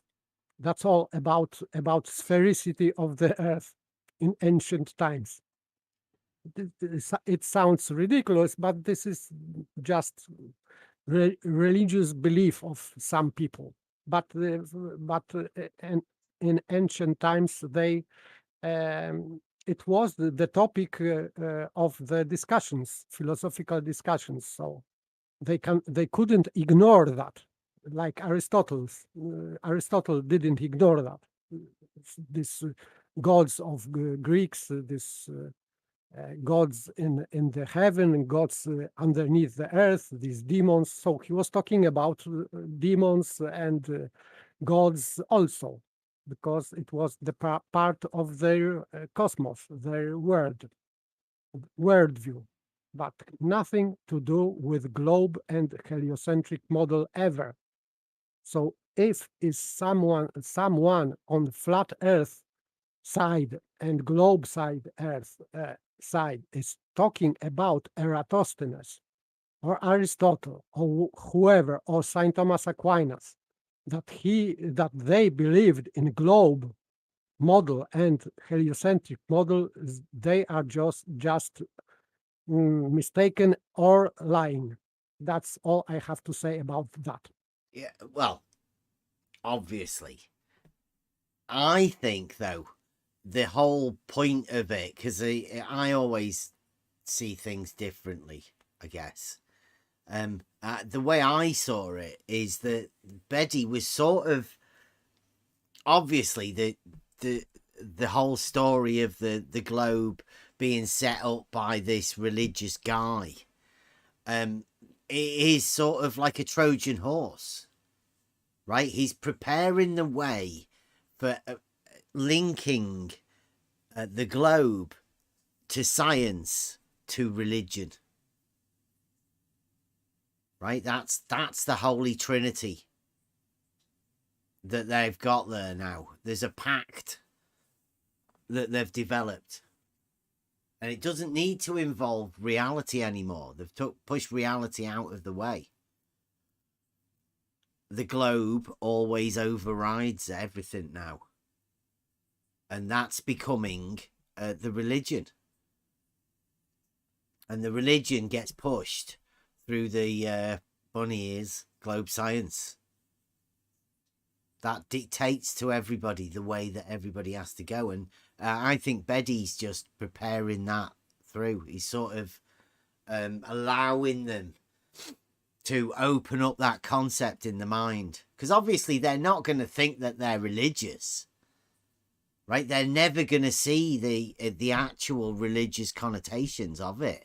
But he's sort of letting them know that they have to go down this route. Right, he's becoming one of their leaders, one of their high priests, by doing presentations and sort of ushering in a way of him spreading his globe message.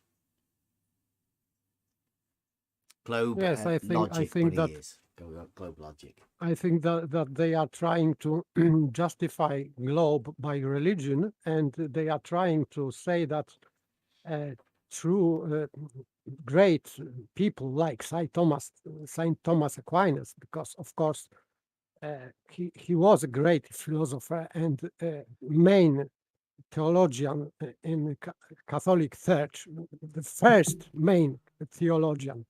Not just one of many of the great theologians. He's the greatest theologian in Catholic Church. So hitting this part, that he said that the Earth is a globe, it may affect thinking of Catholics that. Yes, so now this globe religion is taking over, and they are saying that it is truth. And look, even Saint Thomas Aquinas admitted that it is our model. This is true model. So I think this is very dangerous for people, but and this is kind of a lie. But ascribing him as Aristotelian disciple, also it means that this fight is also between, as always was, between Plato and Aristotle, because in philosophy since Plato and Aristotle there is never ending battle between them. Really? Yes, between Platonian thinking and Aristotelian thinking. What's the big difference? Big difference is because Aristotle said that your thinking is based on reality, and you are learning reality by thinking. And Plato was on this position that you are not, your mind is not linked to your body, is outside of your body, and your body is just a dress. You are wearing a dress, your body, and your mind is completely separated.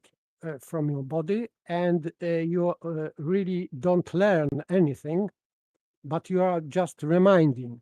So your mind is full of ideas already when you are born.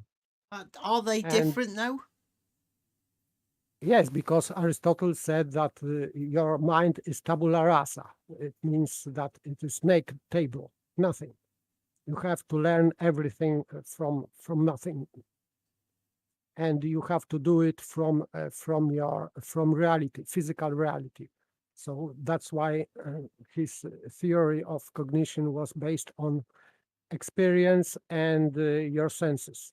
I think you could have both. I can definitely see the possibility of both within the framework of how thinking, thought, knowledge, and the acquisition of knowledge and everything.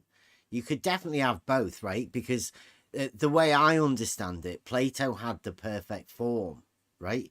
You're always striving to be the best you could be, but that actual best is unachievable, right? You take everything out of the grasp because the perfect form is unachievable, and you're always trying to do the best as you can. The way I saw Plato and saying that it, like you already know everything, it's you just have to remember it, is because there are certain things that you actually do that. At least for me anyway. That there are things that are there right in front of you. You should know them, right? But you don't see them until somebody or something allows you to see them. And that they've been there all along. You just weren't opening your eyes. You weren't being able to see it. I mean, that's a very is it the Kabbalion type thinking, right? Whereas the eyes will only be opened, Buster does it. I can't remember what it was.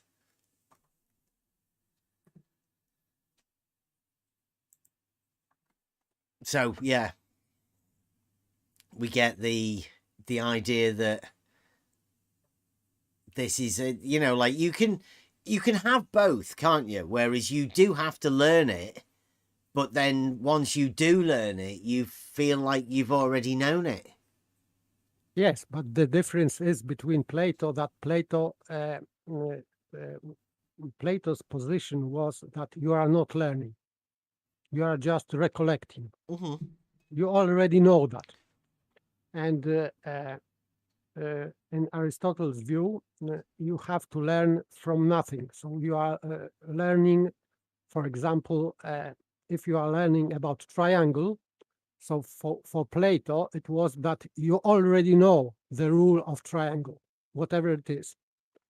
And for Aristotle, you have to learn by experience. So you have to draw lines to know what a point is. And for Plato, you have already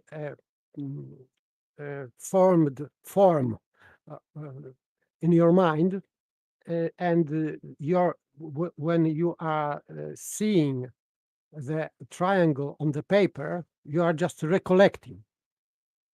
You are just recollecting what you already know. So you have species and forms in your mind already. And Aristotle didn't agree with that, and I do not agree, of course, with that, because if people are not learned how to speak and how to write, they would be illiterate.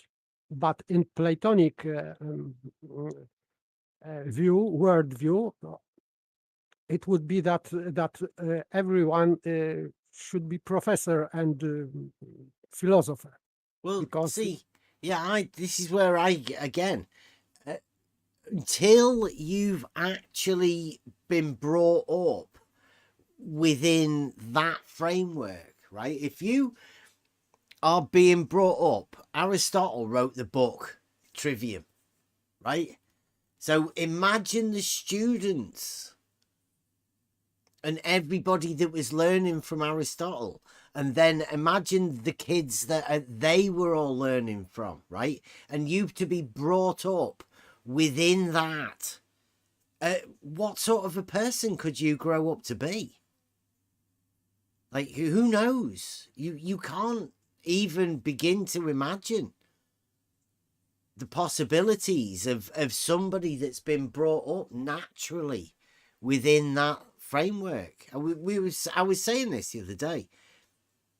Us discovering this at the age that we are, right, that gives you a time, right, that to calm the mind, gives you more chance to practice logical thinking. And that I don't think occurs until a certain time of life.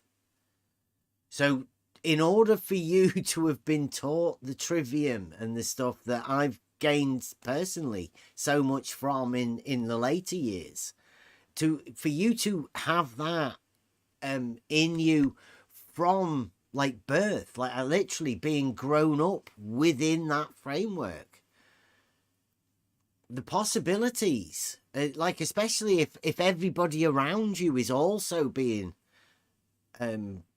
brought up like that too, who knows the possibilities? I mean, I know that people are stupider nowadays, right?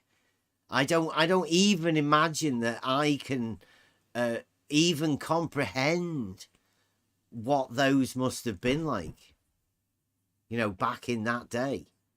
There's no way we're smarter than they are now.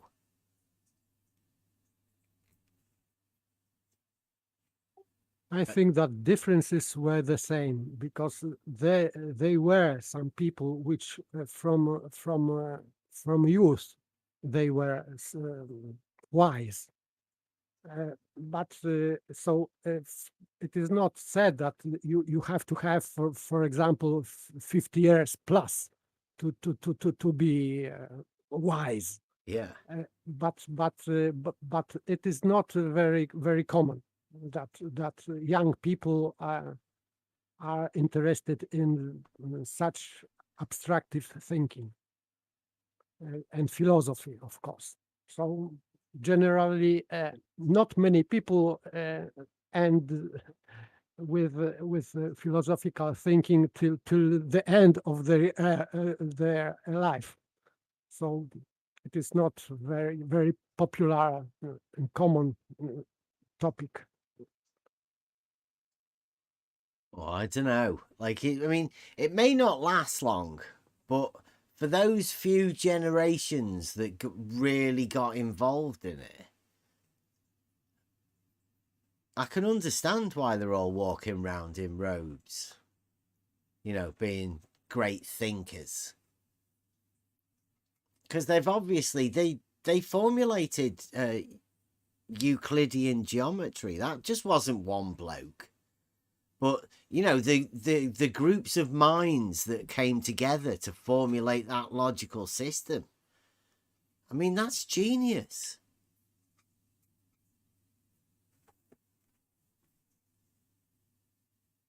I think in the past, just process of learning was more difficult for purpose, of course. So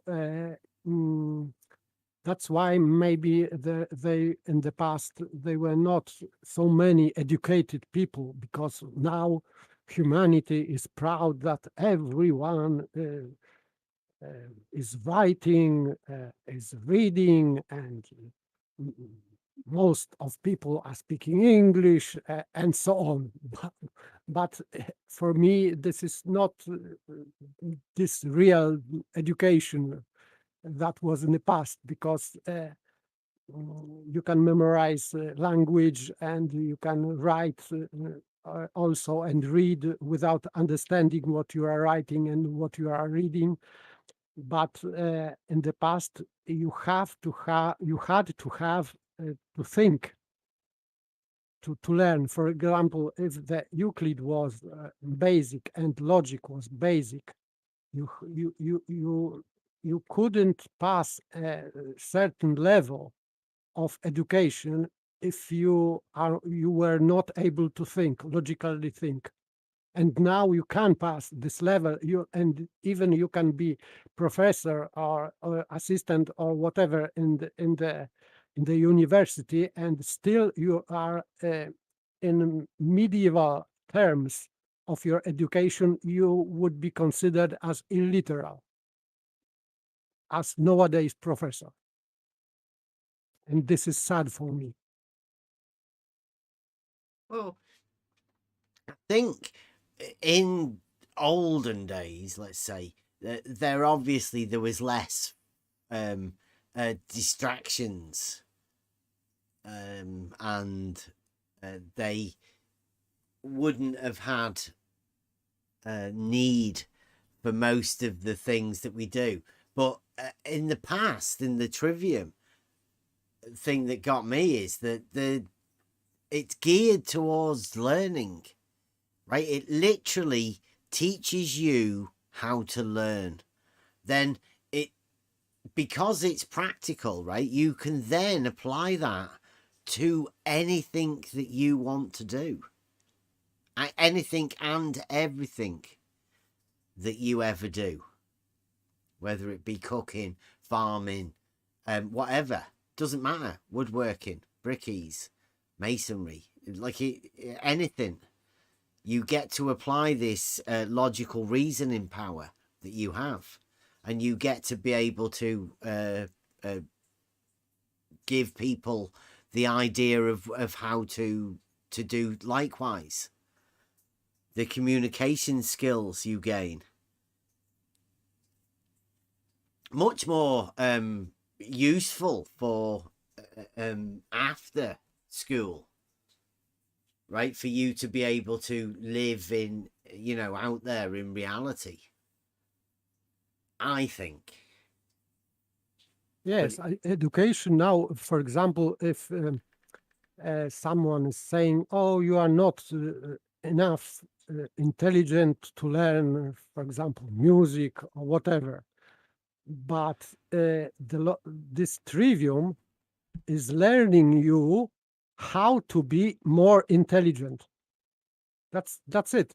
And if you are learning your own intelligence, you can be musician or geometer or astronomer. Yeah, apply it where you're best suited, right? Yes. Because you are already intelligent enough to learn these things. Yeah, it gives you the skills to learn everything for yourself. You don't need to have somebody teach you anymore. You become the master at whatever it is you choose you want to do.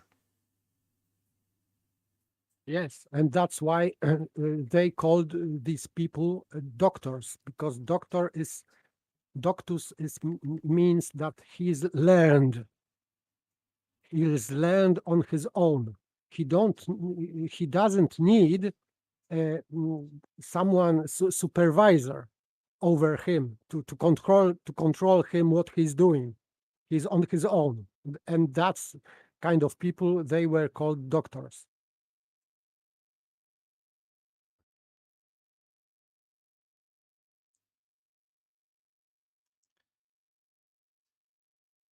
Interesting indeed. Yeah, we've been informed that Blue Marble Science is streaming, so hey Blue, in case you're streaming us, live streaming a live stream, shout out Blue.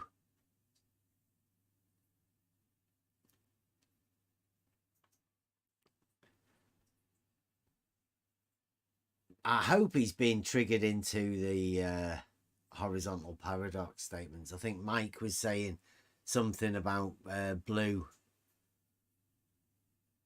saying about elevation profiles being straight, because the horizontal plane, if all horizontal planes are parallel to the plane of the horizon, I think we could do another one as well, offshoot from that. If all horizontal planes are parallel, then all elevation profiles will be drawn on a with a horizontal baseline.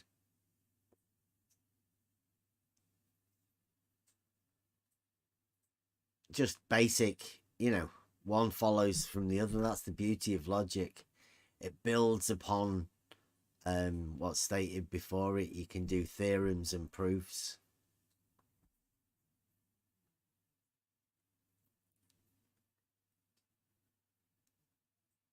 But I do hope Blue is doing okay for content. Us fellow YouTubers like to help out however we can. So shout out Blue Marble if he's if you're struggling for how to deal with the horizontal paradox. Perhaps it's worrying you. Perhaps it's a model worrier. You get a little bit threatened about your globe model or whatever. Who knows? Well, what you want is to be able to go and reinforce that globe model again. Go over to Blue Marble Science Discord. He's got an adult Discord, and he has every one of the globe proofs. Just ask him for them. He has the best arguments as well for the globe. Positive arguments. Especially LIGO. Yeah. LIGO specialist. Yeah. So yeah, if you find that anything we've said tonight, or for any means, has worried you, the horizontal paradox, if you don't quite understand it and what it means for the globe model. Obviously, the horizontal planes existing in reality. No problem for anybody that has that.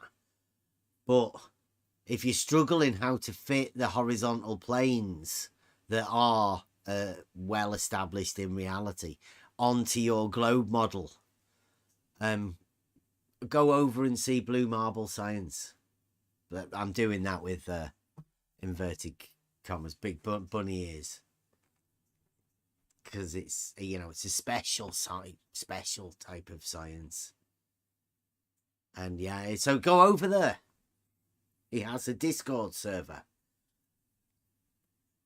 Just go on Discord and shout for Blue Marble Science. He usually answers.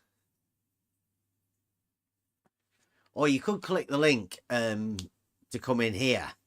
And I'm sure there will be somebody who has a link to Blue Marble Science. Somebody that he hasn't banned. I don't know. Mobius is Mobius. Can you hand out invite links to Blue Marble Science? Mike's banned from Blue Marble Science.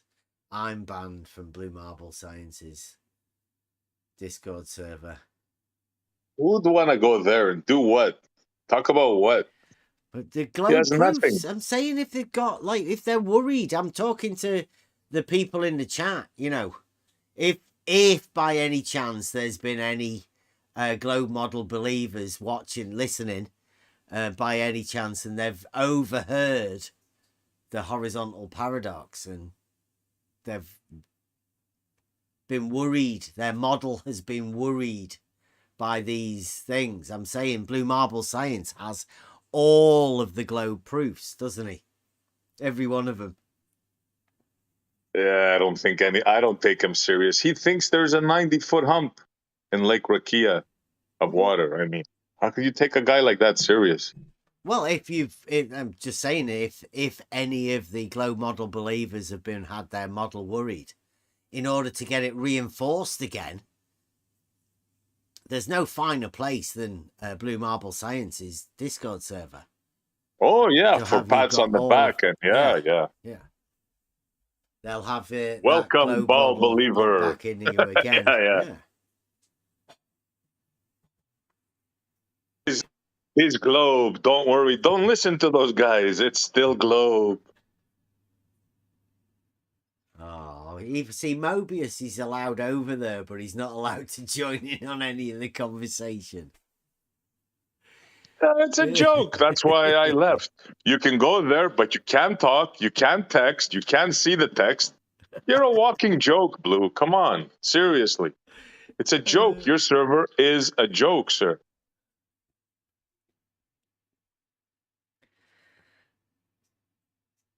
Okay. What can we do? Come over and just sit there and listen? Yes, yeah, like students to professor. Yeah, we were hoping. I was hoping that at some point Mobius and Blue might have got their fabled debate on the go over LIGO and the elevation profiles. I think it is. I think he's a bit frightened about it. I think he's a bit frightened about Mobius. I think Mobius is a bit too sprightly for him. He'll be running rings around poor Blue. Well, he's definitely scared of Mobius. Yeah. So yeah, I taught him a lesson on how the innards work. He had no clue. Passive systems and all that. Mirrors, he had absolutely no idea. And Mobius definitely schooled him on the arms, the cement. Definitely got schooled. I think they're all, because of the what we've discovered about them not having an argument. I have to apologize, but I don't think any of them are ever gonna get to ever have any sort of debate. I mean, it's sad as well, because that's something that we would really like to do. End up with some sort of a debate, but it seems as though a lot of people don't like the style of a logical argument. I mean, how can you possibly have a debate without an argument? How can you have a debate with a guy who once told me that a canal 2 miles long, 2.5 miles long, dips on either end? In other words, you have a level canal, 2.5 miles long, and he said on either end, the genius said that it drops by 4 feet or something like that. Either end of a canal. This is the mind we're dealing with here.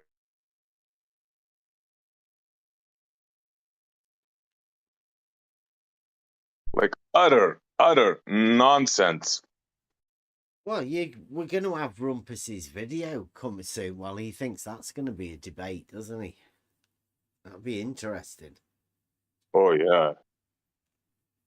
Did he have Askin? I think he's took Askin off the list. Askin's off the list? I think so. Yeah, Why would you do that? Replaced for Brian Leakey, to be honest. Come on now, Rumpus. What's wrong with you? You can't remove one of our people? I mean, I think Askin was the one that started it, wasn't it? And then he added even though I think this started with me and him. And then he started inviting other guests, which I don't mind, right? But I mean, you know.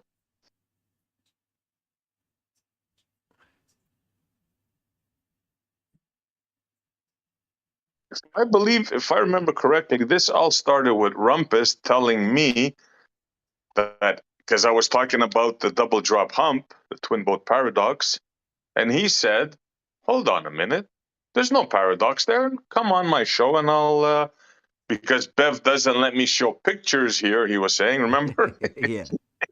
Come on my show and I'll explain it to you. That's how all this started, if I remember correctly. Yeah, it's like they have to explain paradoxes. But how do they do that? Because the paradox is only specific to the model. I can't wait. I wanna see him explain how 2 drops make a hump, for example. Yeah, within the framework of his model as well. You've got to stick with that. You can't start jumping into reality. You've got to keep him within the framework of his model, which is going to be impossible, right? Well, of course, geometrically, it's impossible, but there's no debate here. I mean, I don't see it.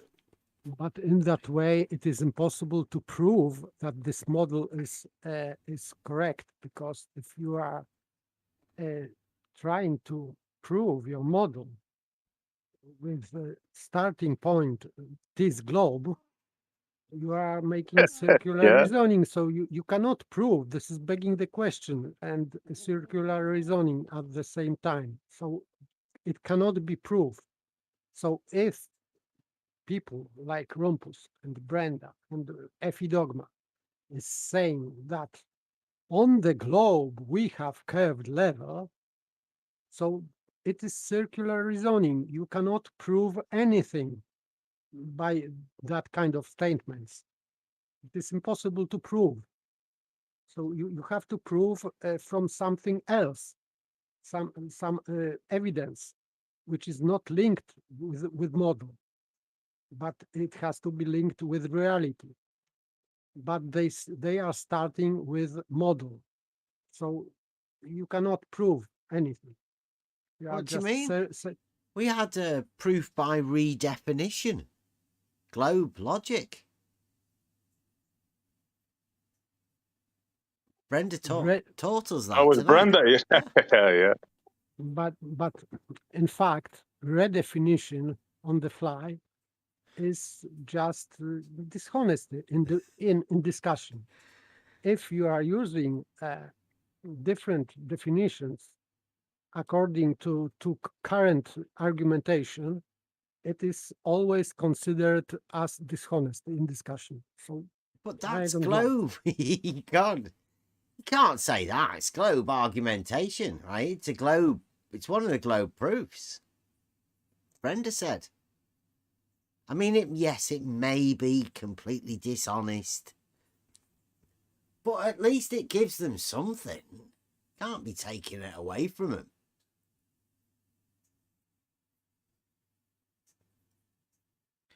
Proof by I'm still hoping out for a proof by contradiction, because I think that would be the best way to prove the globe.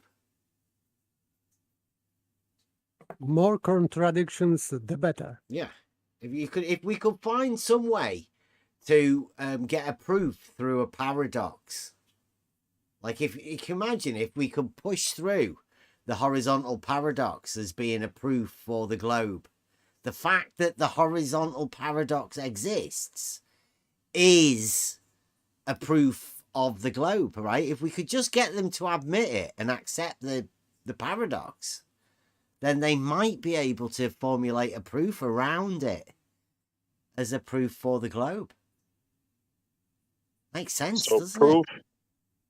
Yeah, so proof of no globe equals globe. If we can prove there's a contradiction within the horizontal, that we can't have horizontals, then the paradox existing means that there must be a globe. Makes perfect sense to me. If you're going to go full hog and go globe logic, then you may as well start having proof by paradoxes. Damn, this is some serious stuff I walked into today. Boy. Yeah, these are the great thinkers of our time. Brenda's like helping us tremendously. Proof by contradiction. Proof by redefinition. And I don't want to, I don't want to overplay the proof by contradiction, but keep it under your hat. Hopefully one of them might have heard it, but don't let it slip. Pretend we never said it.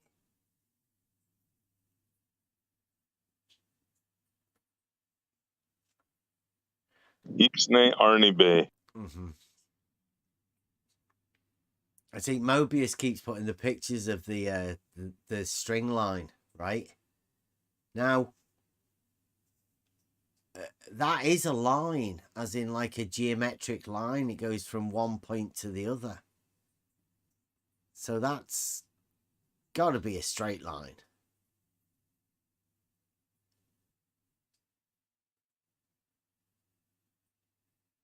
Hasn't it? And if there is any sag because you've not pulled it tight enough, then it would be sagging the wrong direction for curvature anyway, wouldn't it? So you wouldn't be able to use that with a string line. But you would be able to use it as a geometric line, i.e. a straight line. I don't know why you have to say that. Just a line is straight. It doesn't need the qualifier straight. Every time I see that, I die of laughter. Oh my God.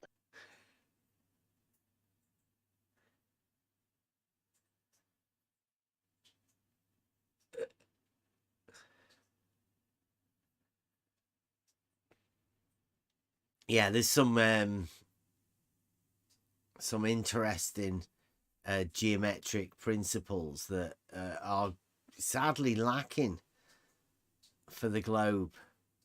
And we have been trying to ask, who is the great globe geometer that can come and sort out a few of these paradoxes, geometric inconsistencies that we have? And it doesn't appear that there is any, I don't think. I don't think the globe geometers exist. I don't think the logicians that can deal with such a basic concepts, I don't think they exist.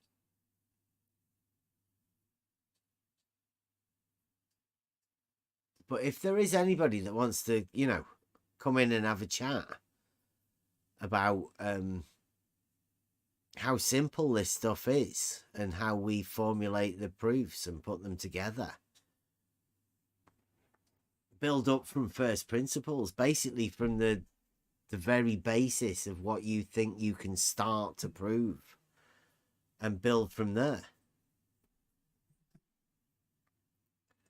Just sticking within reality framework all the time, what can definitely be proved by anyone. Anybody can do this sort of stuff for themselves and be absolutely certain of the results. Once you've picked up these tools and used them, and you can understand the geometric ideas behind it, it all becomes very simple. Too simple for a lot of people, I think. It can sit in your mind for quite a while without you realizing, without you actually seeing the true picture. It's strange, really. I always think I'm always amazed at how much more you can learn about such simple things.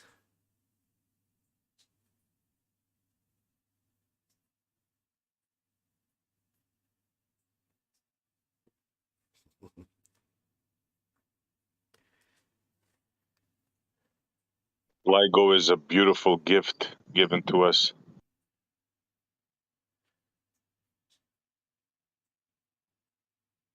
And imagine they're using that as proof of curvature. It's unbelievable. It's like using a gun as a sign of peace or something, you know?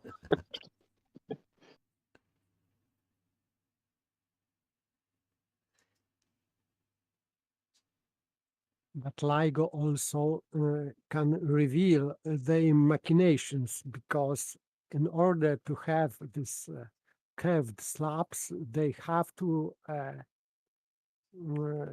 use curved level as straight one.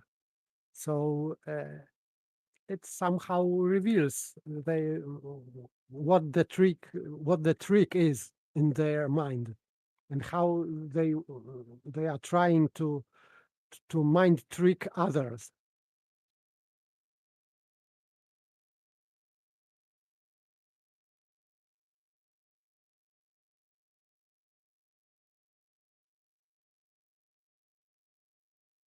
Very simple concepts of vertical and horizontal, perpendicular.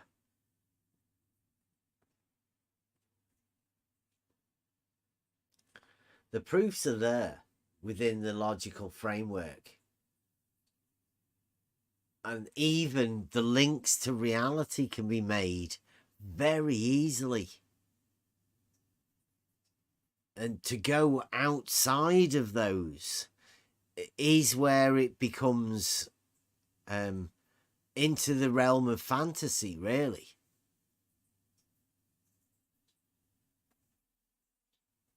To show how easy it is to show that all elevation profiles have a straight horizontal baseline. All elevation is measured perpendicular on the vertical datum, and all of the plots, the heights are plotted on a horizontal.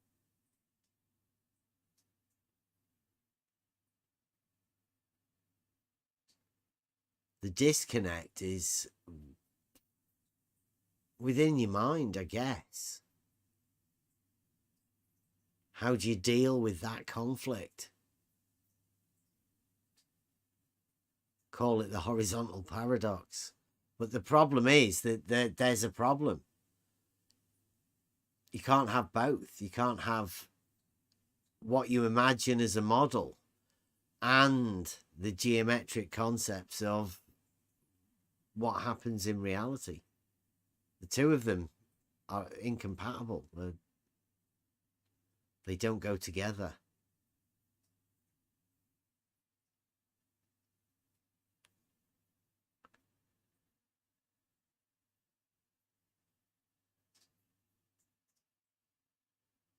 Come in, Blue. Let's have a chat about LIGO.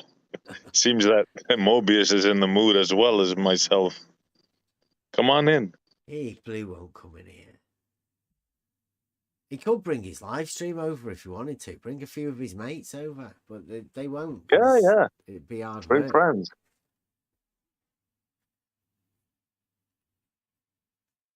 He would require you to go over there. Oh, I can't talk, type, write, see the chat. Too many rules. For me, it is just unfair.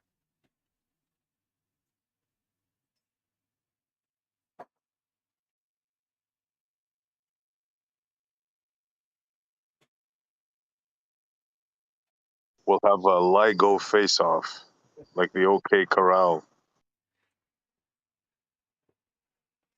It's like all you're doing, Blue, is making the debate go longer. Means more study can be done. It not only into LIGO, but into the debating, the rhetoric, how to present and what to present. Because I think most of us here we're better live. Take inspiration from Buster.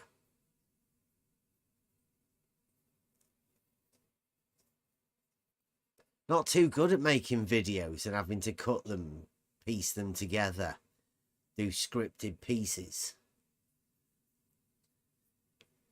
We do that shit live, don't we, Essie? Yes, sir.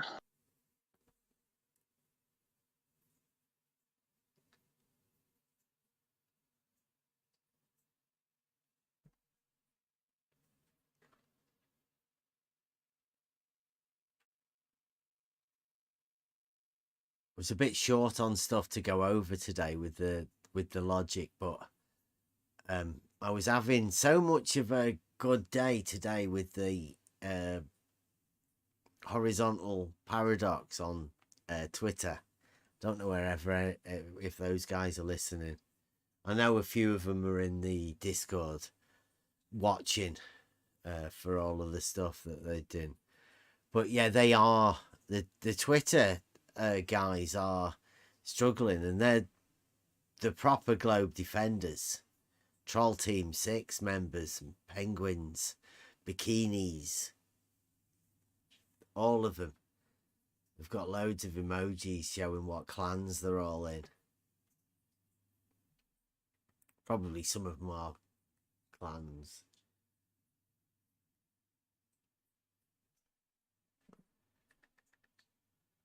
Let me see if I can find some stuff that some of them were saying. Chaiki, I tell you, Chaiki's got a... And Brad the science guy.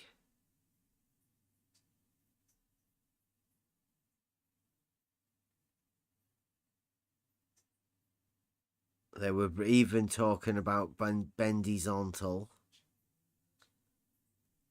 Stolen concepts. No paradoxes.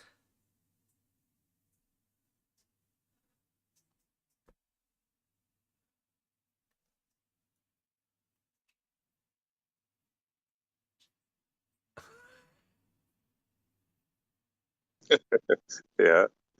Yep. We said it. One of them has to go. Bye-bye, horizontal.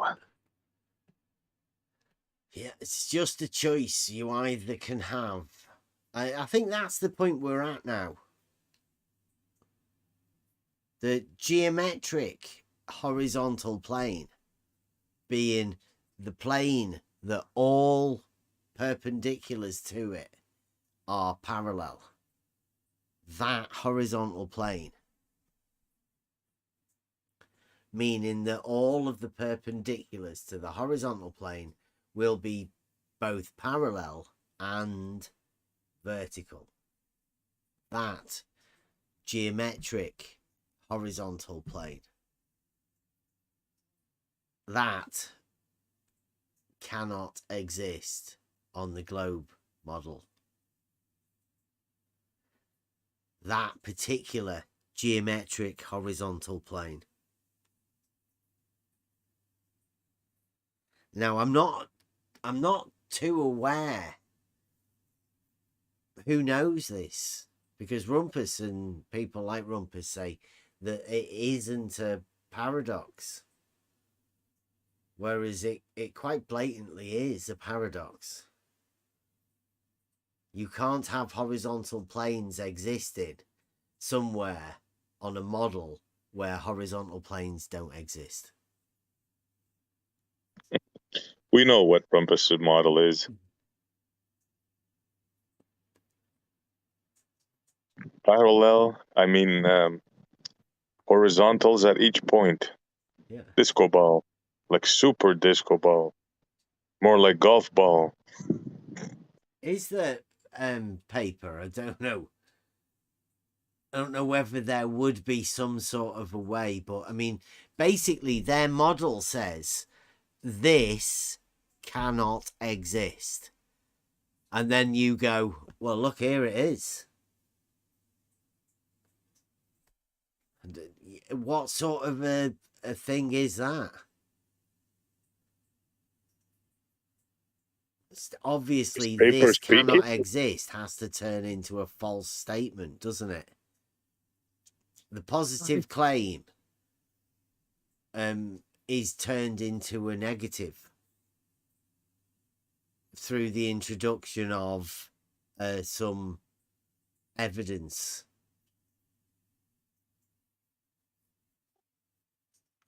This is a falsified statement, because if in that case it would be, for example, for horizon, it would be just on this level of denying own senses.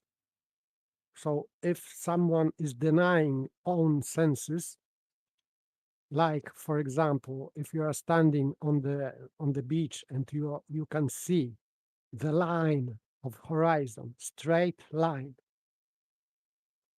So and it obviously contradicts your model, and you still believe in that model, is just denying your senses. This is um,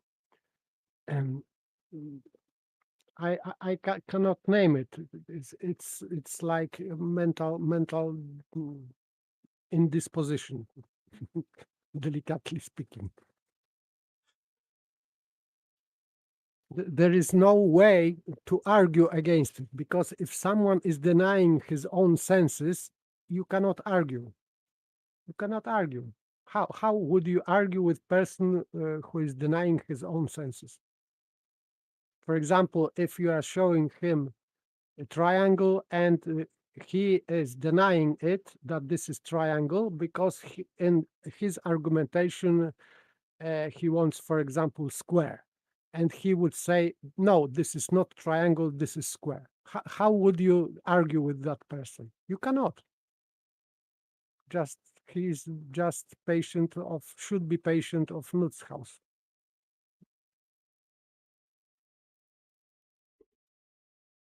Yeah, so it is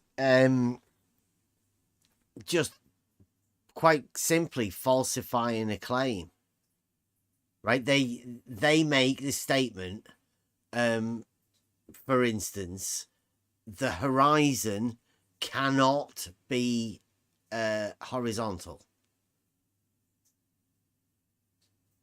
Yes, this is contradiction in terms, because horizontal is derived from horizon.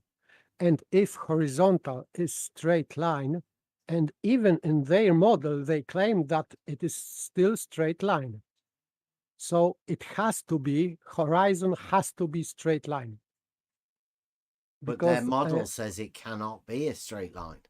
Yes, this is contradiction in terms. Yeah. So therefore the model is the one that has to go, right? The model is the thing that's talking shit. Yes, yes. Not the horizontal. You can't do away with horizontals in order to keep the model, can you? Within that, like within the logical framework of how these arguments are set out, it's the globe model that's making the claim that horizontal, the horizon cannot be horizontal. Because let's face it, that's the argument from the globe side. Yes, and we can talk about horizontals being parallel or whatever, but the problem that they have is that the horizon is one, a plane, and two, horizontal. Yes, of course, horizon has to be horizontal. So because you can create horizontal line overlapping this horizon line. So, and on the globe model you cannot do that, because it would be a tangent line to a globe. So they cannot do that. They cannot align horizontal line with horizon, which is absurd.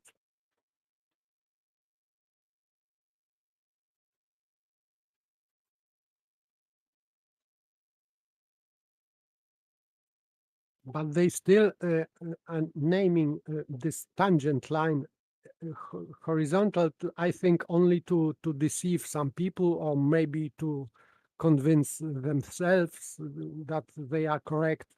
I don't know, but it has nothing to do with logic.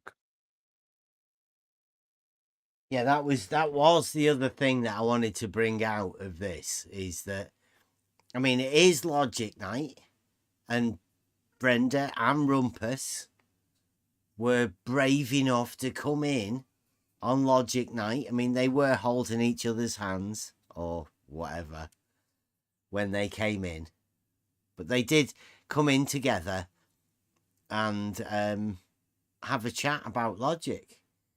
I mean, they were trying to say that there was no paradox when there quite clearly is. Be interesting now they've started it off, right? The communication lines are obviously open from now on. And I hope that we will be able to bring in Betty and this new idea that they have of the religious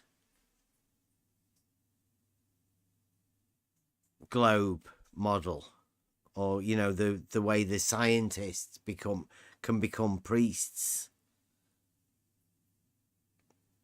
Yes, these new priests will be compared to, for example, Saint Thomas Aquinas. He would be rolling in the grave, I think, if they would do that. But still, I think that they are going in that direction to make this great new religion, and this would be scientific religion, Yeah. So. Yes, Betty, I thought that's what you were doing. I really did. I thought you were tying the religious aspect of the globe model to the scientists and the elevating them up to priesthood. I thought you're doing that for yourself as well.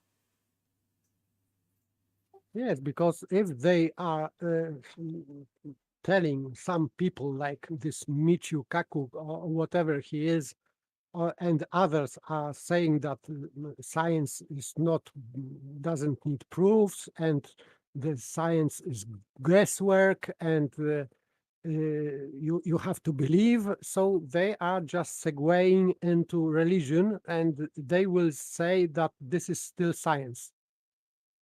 So, and people maybe will believe. So the science will be religion, and science will be the same.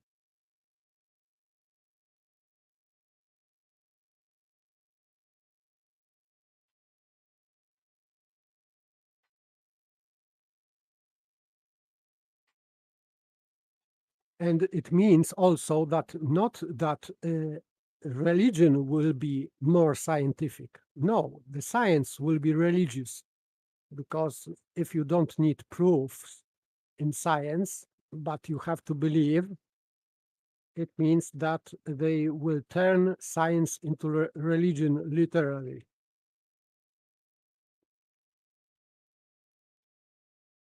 Yeah, I really thought that's what Betty was doing. And I did mean to go through it, Betty, today, but the horizontal paradox came up a bit. But yeah, I mean, you're religifying the globe model through science. I think genius the way you managed to get that through.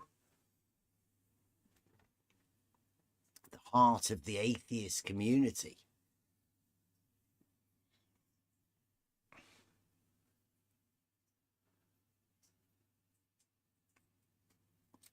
Yeah, sneaking it through. I thought it was very clever.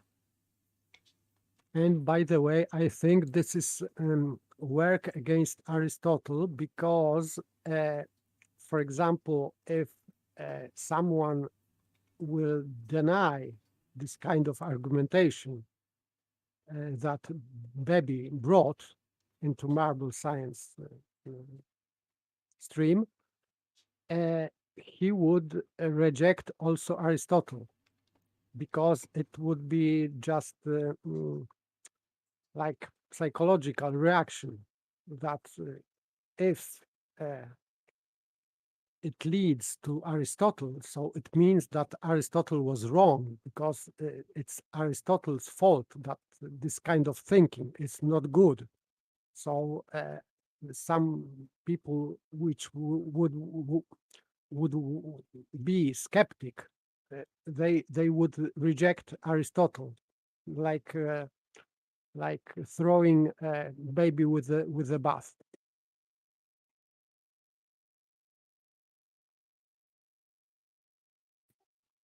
I think this is against Aristotle because modern logicians hate Aristotle.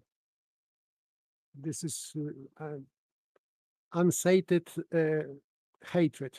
They cannot bear Aristotle because modern logic is against Aristotle. Especially in science, because Aristotle always was saying that your knowledge is based on experience, even if you are thinking speculatively, yes, and abstractively. It has basis in your senses and your experience using hearing or seeing things. It is the base. So in physics, it would be experiment also, that you can see, for example, what you are doing in experiment. And modern science is they already rejected it. In modern science, you don't need experiment as a proof for something happening in real life. Only paper. Betty's saying what I think he's a bit confused because he was talking about the religious aspect of it. He's confused about why you're talking about Aristotle, whereas he was talking about that priest, wasn't he? Within his thing. Like I say, Betty, I think I am going to go over it because like I say, I thought Betty was trying to tie religion to the globe model through science, but he says that wasn't his idea. What Betty? Just put your quick. What was the idea of your presentation? What was it? What was it to present? Because he's saying you've got it wrong as well, paper, and I've got it wrong. So I don't know what Betty was actually trying to do. You see, Betty is saying I'm talking nonsense. Well, let us know what it was, your presentation. It's labeled Betty and Blue have a chat. Betty said in chat that Aristotle argues for a spherical Earth, and spherical Earth doesn't mean globe Earth, and you should know that, Betty, that you are deliberately confusing globe with sphere. In ancient times was not a globe, and nobody claimed the globe. And of course, not Saint Thomas Aquinas. He was just repeating this common knowledge about so-called model, and he hadn't got any own model in his mind. He was just repeating the ancient knowledge about, or opinions about Earth or whatever, or universe, or cosmos. Better to say cosmos and universe than Earth. So, yeah, anybody can think whatever they want about whatever they want. Yes, anybody of course, can construct any sort of argument. Betty's saying that he was trying to show how medieval theologians reconciled science and faith. So the idea, yeah, he's trying to put religion into the globe model through science. It seems so, because that's what I understood. Course, because science in physics it was in Aristotle's mind, and Saint Thomas Aquinas was, as Betty said, Aristotle's disciple. So of course Betty knows that Aristotelian thinking about knowledge in science, in physics, especially in physics, is from from outside of us, from experiment, and is based on experiments. And religion is not based on experiment, physical experiments. So there is no link between. So I don't know how he could link together these two things. And in Saint Thomas Aquinas' works, there is nothing that could lead to conclusion that the science, physical science with experiment is similar or the same as religion. Absolutely not. This is not true. No. The globe, right? Absolutely, there are no statements in Saint Thomas Aquinas, even if he is quoting Aristotle, that he thought and Aristotle thought that Earth is a globe. Absolutely not. And Betty is talking about spherical. And I explained before what it did mean in ancient times that Earth may be spherical. It didn't mean absolutely not that it is a globe. Absolutely not. Right. Never. But see, Paper, I don't think you're quite getting it. What I'm saying is the genius part on Betty's bit was to link the globe to the religion, right? Through the science, globe science, right? It takes it out of the realm of science, doesn't it? Puts it into the realm of faith. I think so, but he is still arguing no difference between globe and sphere. Absolutely, there is a difference. And in ancient times, it was a big difference. They never claimed the globe.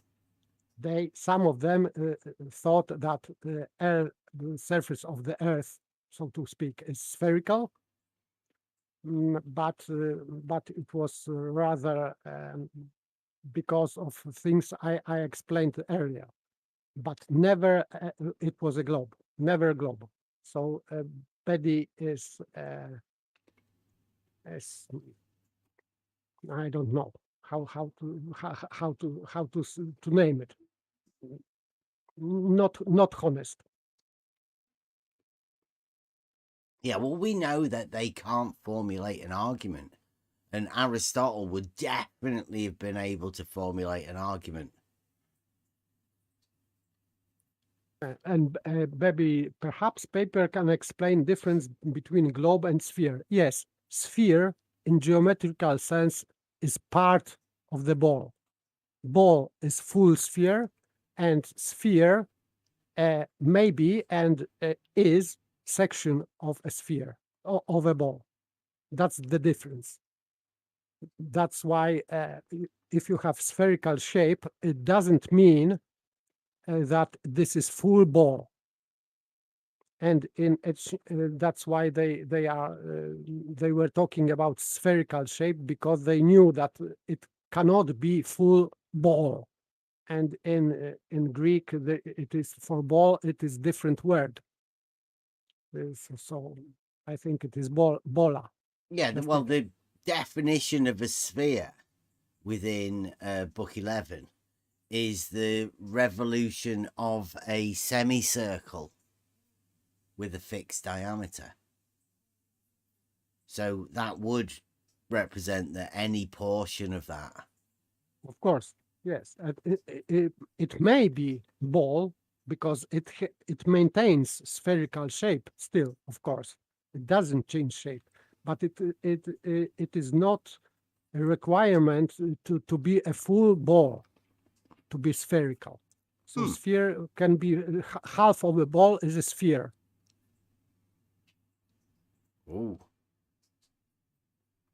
It can't be, Betty. I don't think you can commit to solid. Betty, that would be a bad move on your behalf. Because making it solid is making it into a 3D thing, and that's not good for the globe model, Betty. You might want to take that one back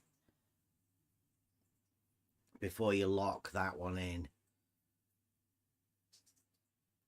And he's saying he's trying to be tricky.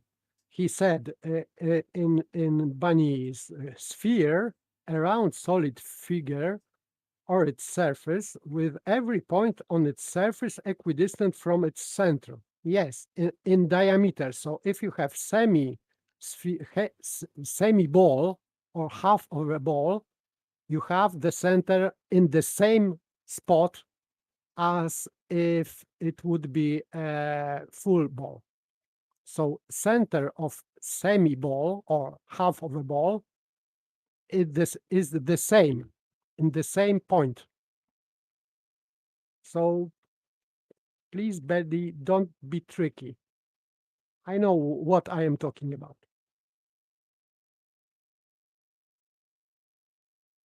Yeah, Betty's the globe logician, though. Sorry. The proofless globe logician. He knows he has no proof of anything.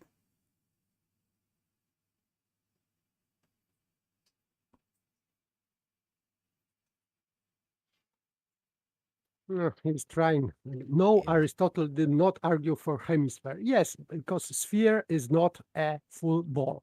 So that's why. We are not talking about hemisphere. We are talking about sphere, and that is section of a ball. In that the case, fact that he talked about spheres, I mean, obviously, they're within the geometry.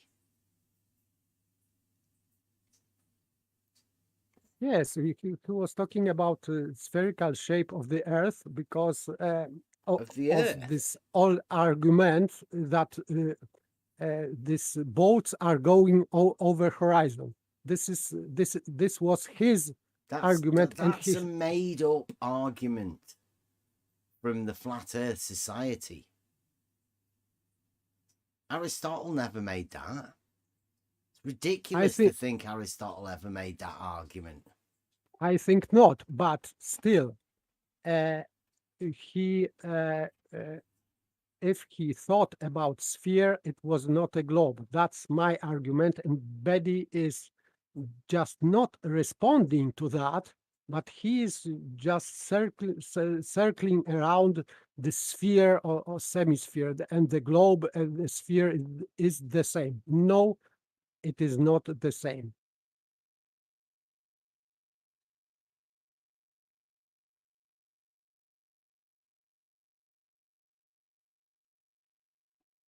And in ancient Greek cosmology, of course, there was no globe. The shape of the Earth or the surface could be spherical from rather religious matters, which I explained.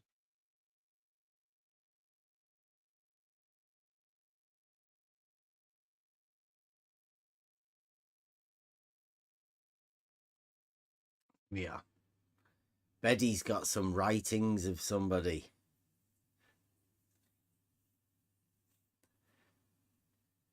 What is the argument behind it, or just the statement that somebody said that, Betty? I mean, who wrote that?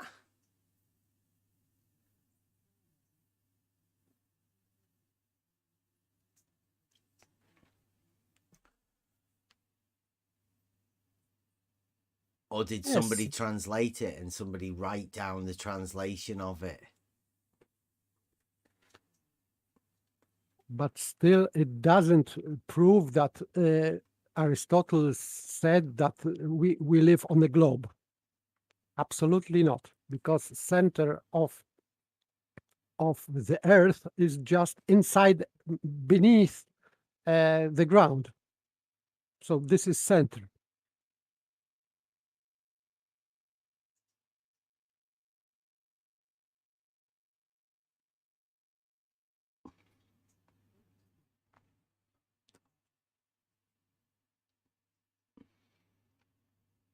Did he And write a logical argument for it?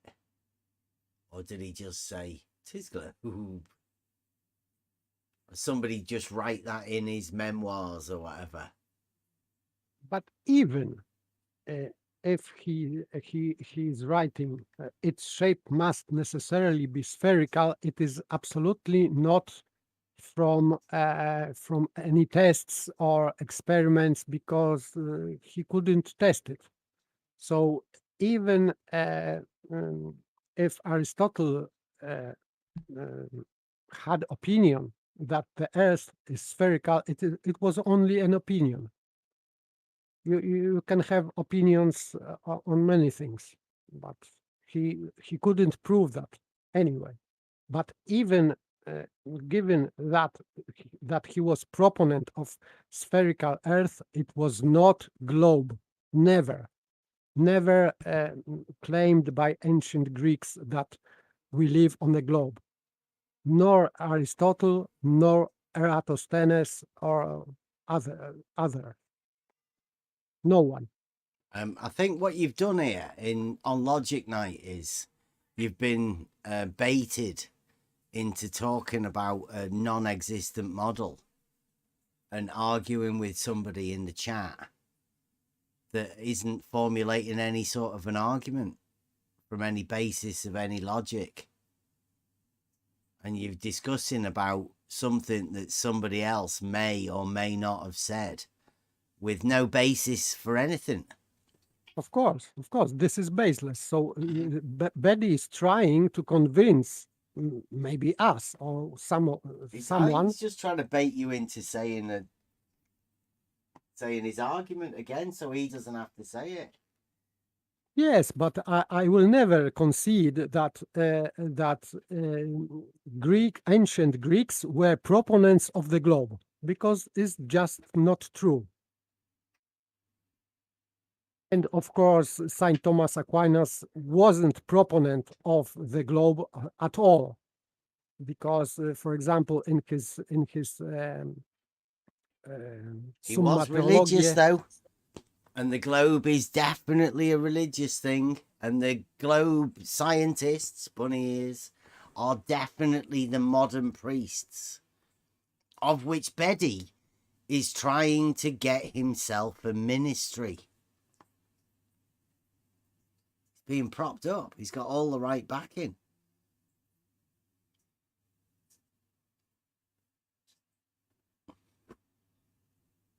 Yes, he showed Aristotle's argument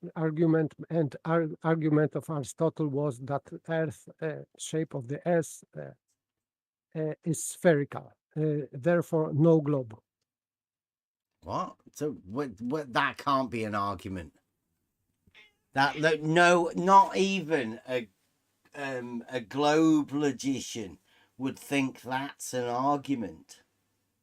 This is just opinion, maybe, but without any proof. But what I can say that Aristotle was not talking about a globe.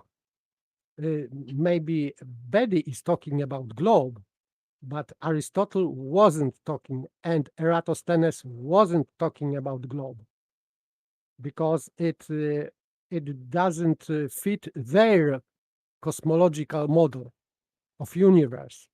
Absolutely. So it couldn't be a globe.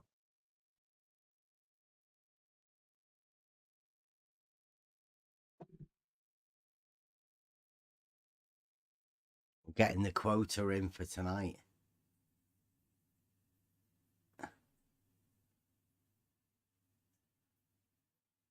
Strong arguments. Have we got any of the strong arguments? Bedi being a globe logician. Were they of the religious kind?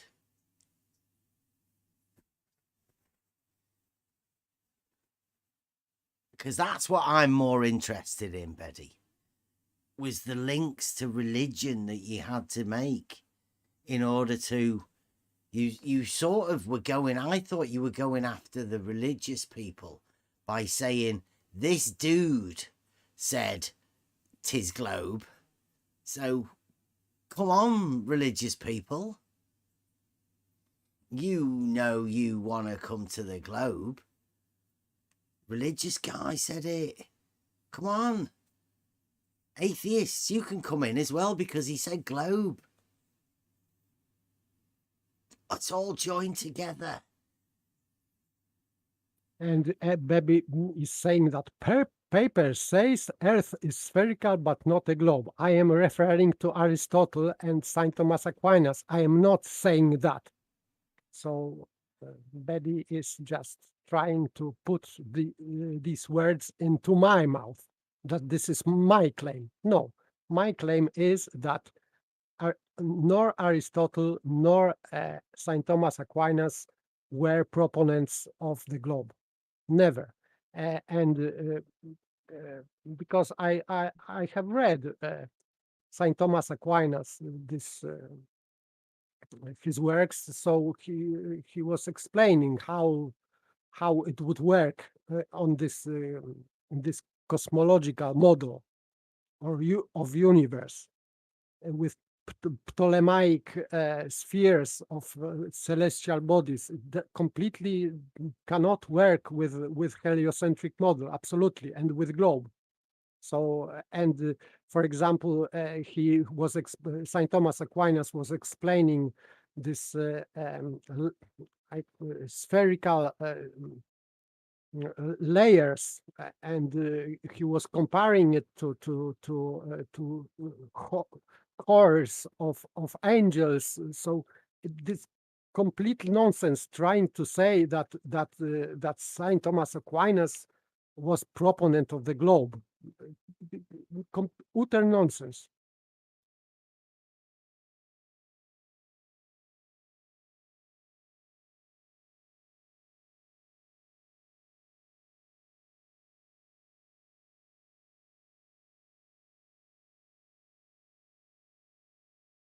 Yes, Baby, not the globe model, because globe model didn't exist anywhere till Copernicus. Copernicus was the first who created that model of spinning ball Earth and spinning around itself and around the sun. Copernicus was the first.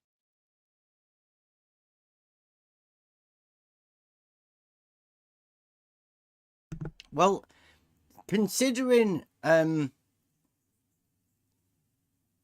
Aristotle would have definitely been able to formulate an argument. Yes, and Baby didn't brought that. But he hasn't got any arguments. He's admitted he hasn't got an argument. He doesn't have a proof. So he can't have gained any knowledge from what Aristotle said in his acquisition of the logic that he proclaims to have. He proclaims to be the globe logician, a published, a written. He's wrote books about logic. He's taught it. Yet he has no proof. And if Baby is talking about Aristotle, that Aristotle said that the Earth must be spherical, and he brought nothing to support that on Blue Marble science stream, nothing, just quotation that he said that thing. We should have in his works full explanation and this chain argumentation why the Earth has to be spherical, and the globe, of course. So, and Baby didn't show that. Just one sentence from nowhere.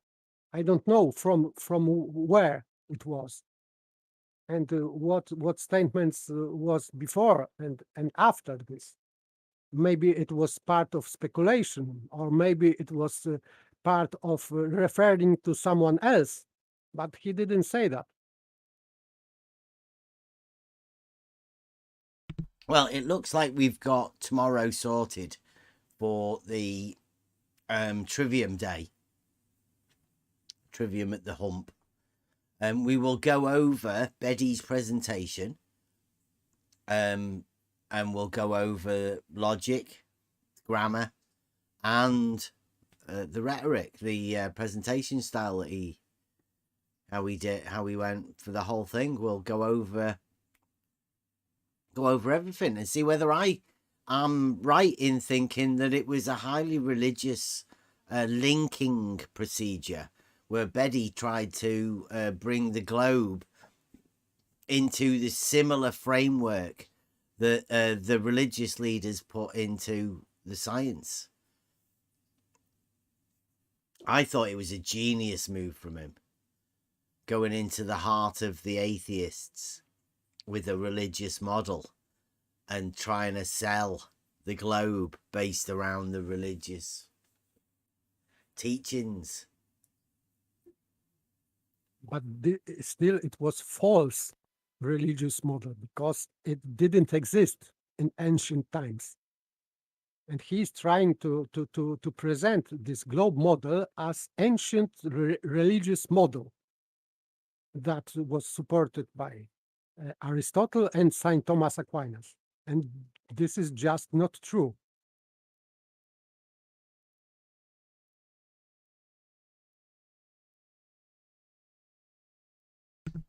Yeah, we'll go over it tomorrow, Mike. There's no need to go back to Blues and watch it. We will all go over it tomorrow. Pick out all of the religious connotations of what he was saying,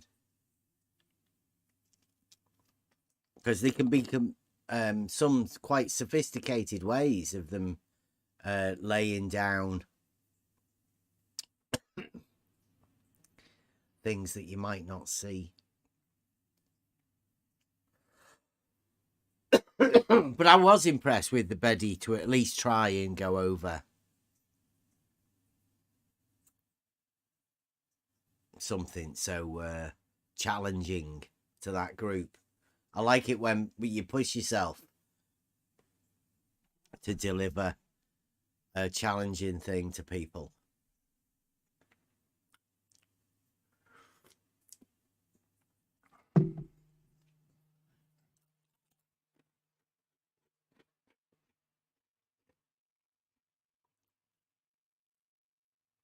Betty, I think if you want, I would like to see a reasoned debate between Paper and Betty over an agreeable topic. I do believe the religious connotations of Aristotle and the spherical teachings, and whether Aristotle actually thought it might be a big floaty ball in a vacuum or not.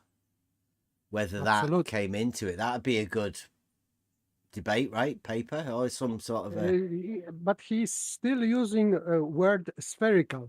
Mhm. Why, Betty, why you are using spherical Earth instead of globe?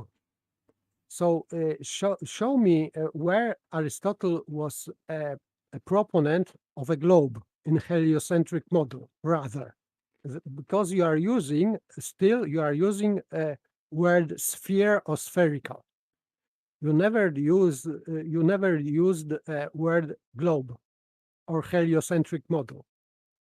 So please show me where Aristotle was proponent of globe model and heliocentric Copernican model. Because if we are talking about globe and heliocentric model, we know that we are talking about new Copernican model. But if we are talking about sphere, I could agree that Aristotle thought that the Earth was spherical in the shape because of this Hephaestus and this ancient gods living underneath the Earth were producing gases and fumes, and they were creating a bulge in the center of the Earth, and that was this sphere. But nothing to do with the globe. So Betty has to show me that Aristotle was proponent of the globe and heliocentric model. Well, I see that some people have a thought about something, right? Like, no doubt you have a thought about, I don't know, anything really.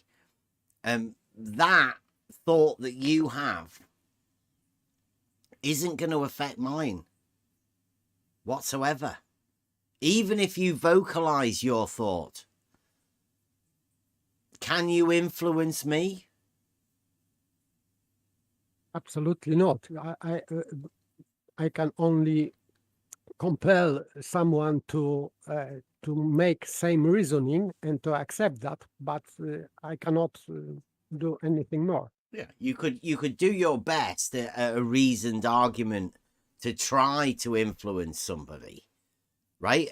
Or you could do a really bad argument if people were stupid enough. They could do, but that'd be the most you could do. You can't influence somebody. So saying, as within an argument, that somebody else had a belief of something, to me, isn't the sort of thing that Aristotle would have taught, or even had the concept of how to be able to do that. Using other people's thoughts as an argument seems ridiculous, and I don't see how Betty thinks that could possibly be an argument to start with.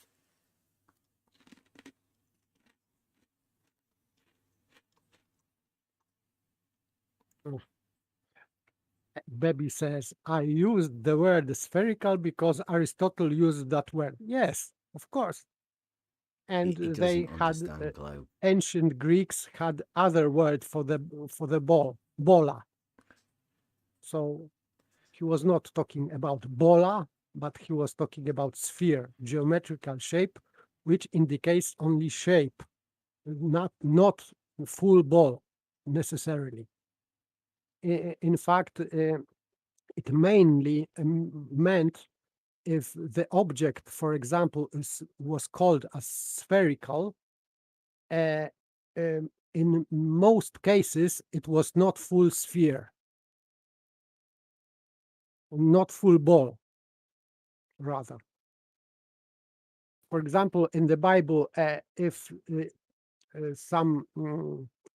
there were some sticks to carry the ark of the covenant, and in Latin it is used on the end of each end of the stick there were spheres, spherula. It was little sphere, and obviously it meant that it was not full a ball, because you cannot stick full ball to the stick. You have to make some hole in this ball, and or cut this ball in the half maybe, to attach this semi ball into this stick to carry arc on.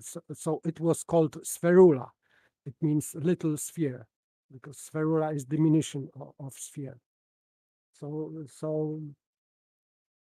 it very rarely meant in ancient times that sphere is a ball. Rather, it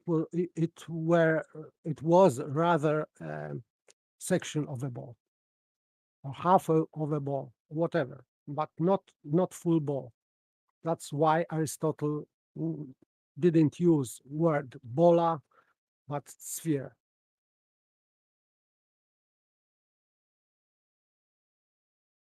And the same did Saint Thomas Aquinas, of course.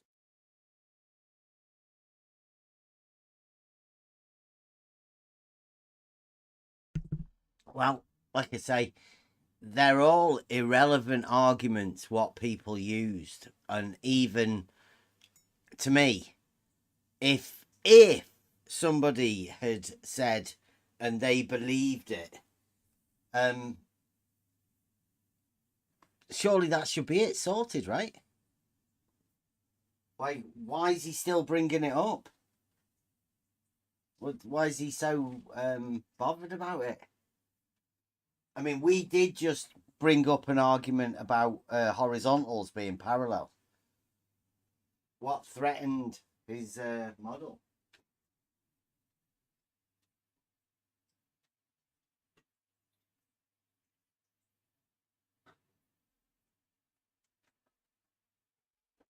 Where do the I mean, I know Beddy's presentation was about, like I say, I thought it was about religion. Thought he was linking religion to a model rather than, I mean, he can't have been saying that some dude back in the thingy thought it was a sphere. I mean, that's a really bad argument. And if you being the top globe logician is the best you can do is by getting some religious guy. Yes, because this was the title of his presentation, that religious people about globe model or something like that. But so why to bring religious people? Do religious people in matter of logic are different from not religious people? It doesn't make any sense.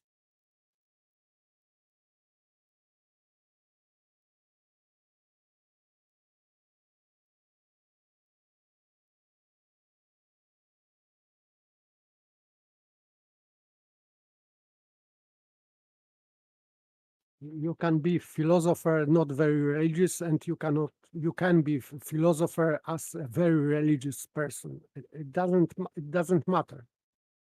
Absolutely not. So don't know why he brought Saint Thomas Aquinas as example of religious man. He is esteemed. Saint Thomas Aquinas is esteemed because he was best theologian and best philosopher. Is considered for many people as best theologian and best philosopher, and not because he was religious, but he was best theologian and philosopher and logician. He was best logician. So that's why I esteem Saint Thomas Aquinas, for example, that he was best philosopher and best logician. That's me. And not that he was religious. He was, of course, because he was a monk of Dominican order and so on, but it doesn't mean in that case for me anything.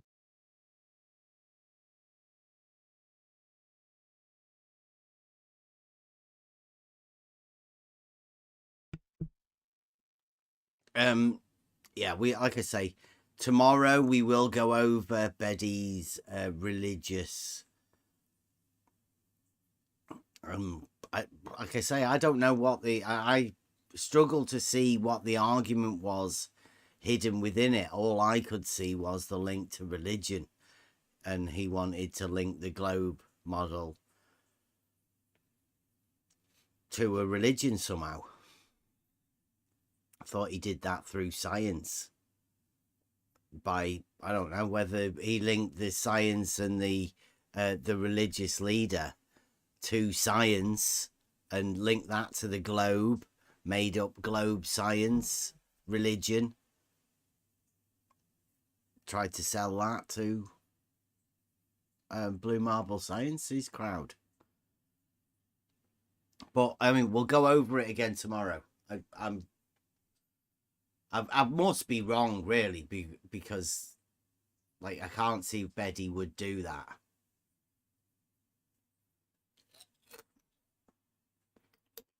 I cannot see good reason why he did that. Any good of that, because it doesn't, for me it doesn't make any sense, because there is double disconnect here. Sphere is not a globe, so Aristotle wasn't proponent of the globe, and St. Thomas Aquinas wasn't for sure a proponent of the globe. And this disconnection, religious disconnection, is, for me, this is incredible, because it has nothing to do with religion and with being religious, so to speak. The globe model definitely does, though. Yes, but it would be not this religion. So if he was trying to make connection between globe religion and Catholic religion, this is just incredible acrobatics. No, I mental think it's acrobatics. just the concept of religion in general. That's what I got. You know, like it's just the shifting of the religious idea, right? The actual religion of Catholicism, that's way set. I think what Beddy was doing, he was just shifting that religious idea over into the globe and the globe science, bunny ears. Maybe I don't know, because it doesn't add to me for the motivations that don't add for me, because it doesn't make any sense. In St. Thomas Aquinas, even theology and philosophy and science, whatever, there is nothing about heliocentric globe model. Nothing.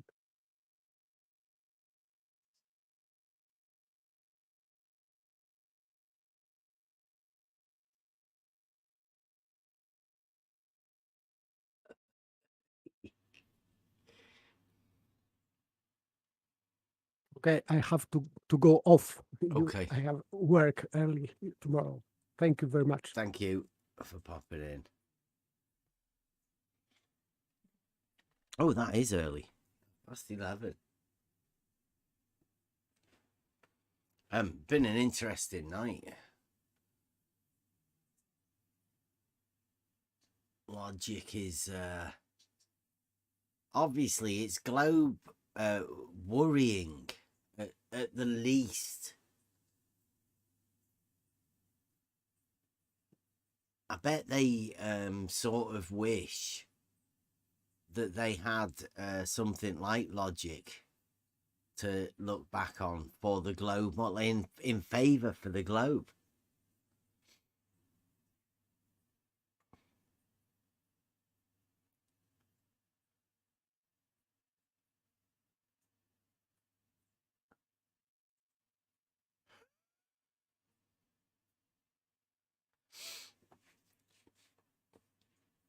It is quite interesting to know that the way certain people are trying to push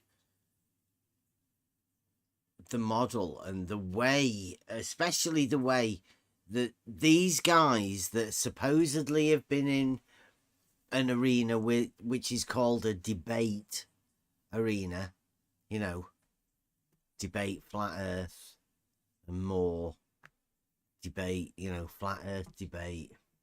There's all of these debates, and I've never seen yet an argument in favor for the globe.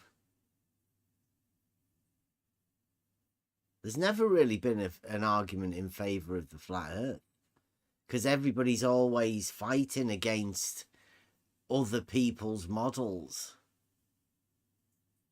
other people's misrepresented models, because there's never an argument for anything. So nobody has an idea of what it is that they're going to be arguing against, because nobody's ever formulated an argument to start off with.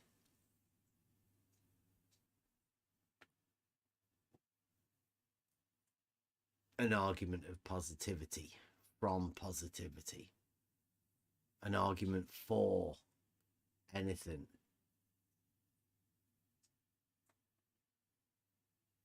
Which is what I was hoping for with the realizing Euclid. That's what we wanted to do to start off with, was give ourselves something that was a positive proof.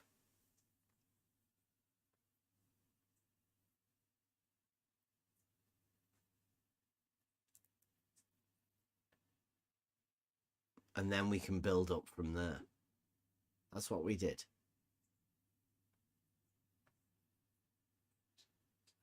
I think I Can Science that should be finishing off his series of something. I think Sugar Cookie was meant to be filling the form out, I think, or maybe he was leaving it open. But I'm interested to see what realizing Euclid tests can be brought from the globe side. It'd be interesting to see what they make of the Rumpus test, whether there are any globe proponents that are willing to put forward a logical argument for Rumpus's test, and then a geometric proof for the results that Rumpus will be making, or getting to some way to document it around some sort of a spherical geometric framework, or maybe even Euclidean. Like if they want to use Euclidean principles, I'm pretty sure a drop from horizontal, like Jesse Kozlowski said, I'm not so sure if that's allowed. Whichever way, the globe model's going to have to deal with a stolen concept fallacy or two. It's going to have to accept a few paradoxes.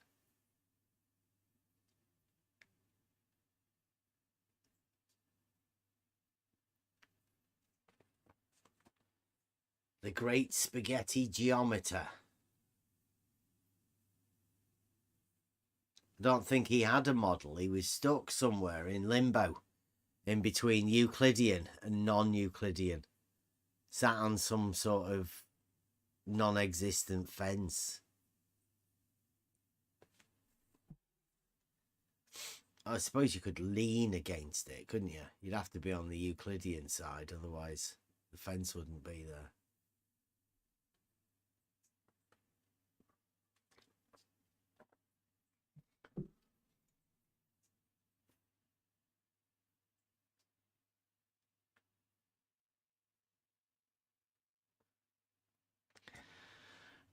Personally, I can't take. Sorry, go on.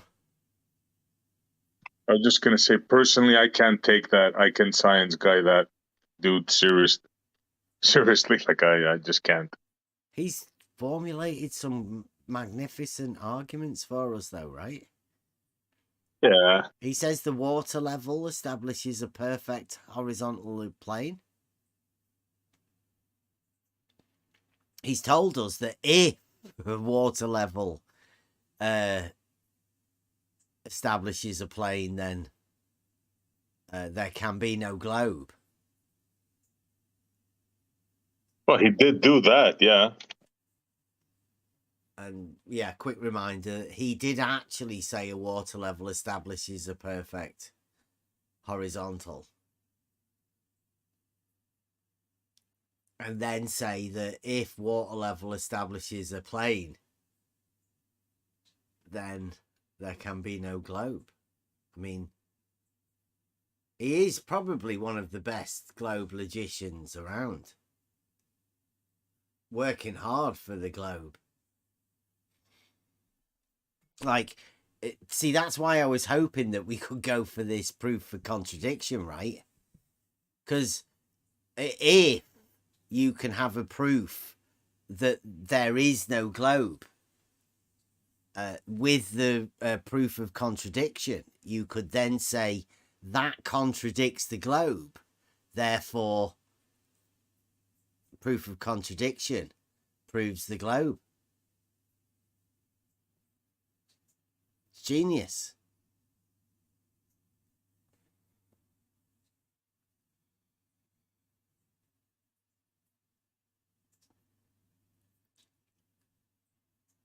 So having a proof against something would actually be a proof in favour of it. It's a way to reverse a proof.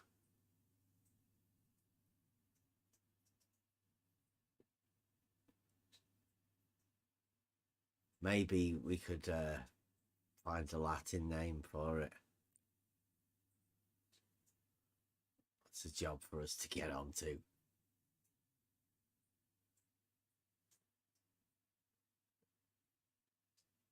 The proof from contradiction.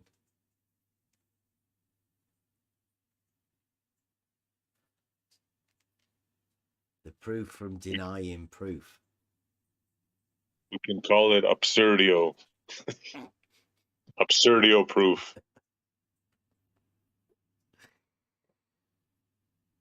Sounds a bit Latin-y.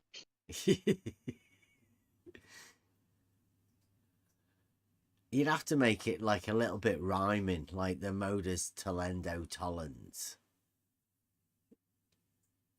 Yeah, that was a good one. Yeah. Tollendo. Ponendo. Modus ponendo.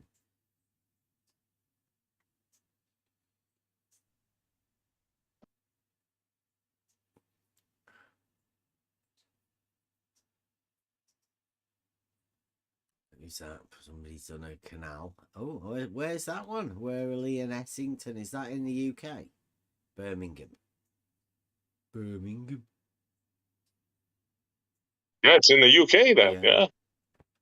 Yeah, we've got a few canals in the UK. Yeah, but this one is 16.5 miles. And you can walk it. Yeah, you can walk at the Leeds to Liverpool one. Mm-hmm. They've all got a and look what it says. Entirely on the level. It's because there's no locks. It's lock free. It has to be. Yep.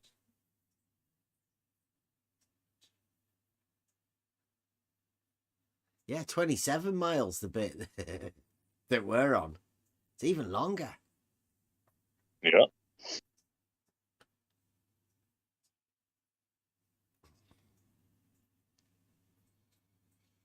And yeah, there's a contradiction wrapped up in that.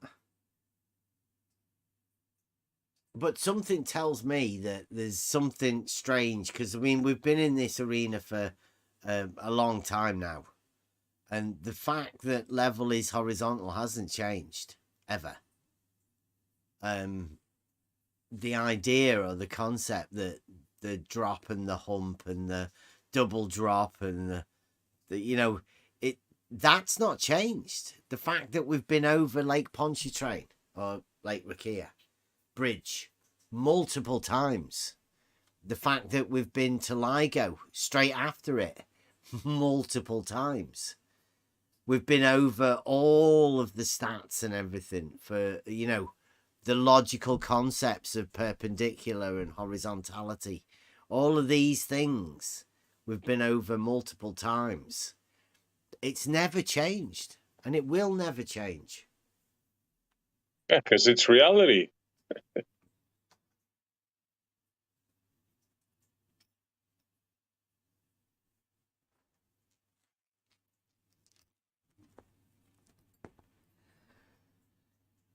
I just find it a little bit strange. But, I mean, through all of this, me, personally, I've found logic. I've found understanding.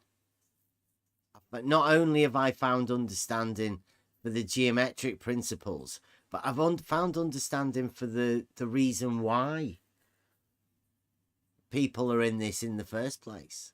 Why people are here. On all different sides. There's multiple different reasons that people are here. That's why I don't believe in the ballers. Like, if you know where you are, if you know where you live, right? What are you doing here? Mm-hmm. I don't get that.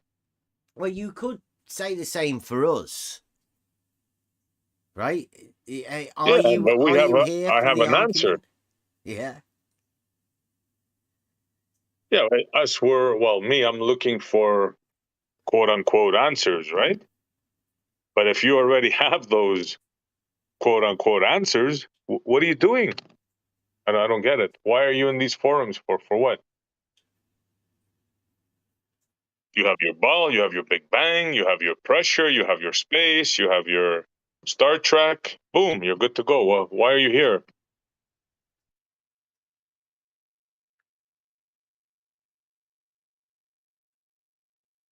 Some people just like listening. Some people just like, but I guess you're talking about the speakers. Yeah, well, actually, I didn't really put it in the way that I thought of it. It didn't come out right. What I meant to say is you have all the answers, yet you're still here. Does that mean that you're not sure of yourself? You're not sure of the model? This is kind of where I'm going with that. Yeah, I think that's why most people are here. They're curious, right? But they also have that concept that they're wondering what's going on. Because if you don't have a proof of anything, then how do you come to an understanding of what something is without having at least a concept of proof? If you've thrown away all concepts of proof or the gaining of this, I don't know, you'd have to call it like the scientific method. Is that not a formulation of logic? I would think so, yeah. So how could you get rid of the logical proof in favor for science when it's just replacing the antecedent consequent with a cause and effect? I mean, how much difference is there between an antecedent and a consequent and a cause and effect relationship? Well, that's the precise thing. Cause and effect. I say that all the time. Forget all the fancy terms. It's cause and effect. Well, if you could derive a proof through logic, through an antecedent consequent relationship, and that is basically the same as a cause and effect, yeah, then why can you not form a proof through the cause and effect? It doesn't make any sense to me. It's the same as Saragaki when he did his equivalence proof. I mean, there is a direct equivalence, isn't there, of antecedent consequent and cause and effect. And even the way that you formulate it all together. Sorry, go on. No. Yeah, agreed. I mean, that is the main thing, the cause and effect. That is everything. And, the argument is based around that, right? You saw something, whatever, and you're wondering, the whole story, right? Scientific method. But cause and effect, if you don't have that, I mean, why bother? Just say a story. Just look at a star and say, oh, that's 90 million billion trillion miles away.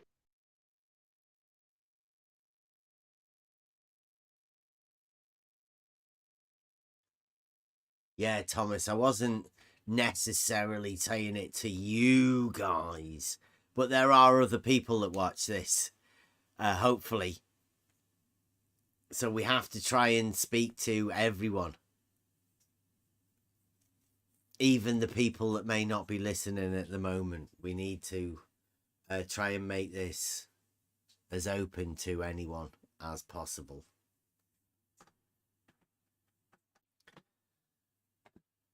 Yeah, that's right. They tried to hide logic in the computers. I think that's just a way of them manipulating words and maneuvering logic into that computer language. It's the way of maneuvering people out of mathematics by making mathematics a complicated procedure, rather than trying to inspire people with it. I think the same thing is happening with logic. It should be like a natural, simple process. But they've definitely took it out of that and placed it within university type status.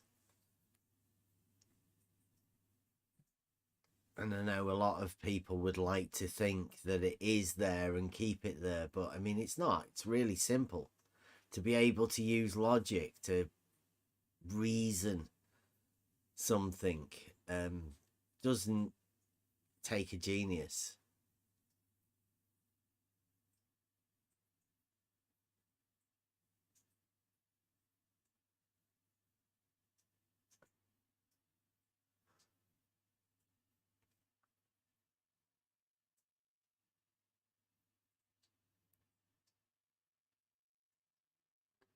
It's hard work to try and formulate these arguments in a natural way.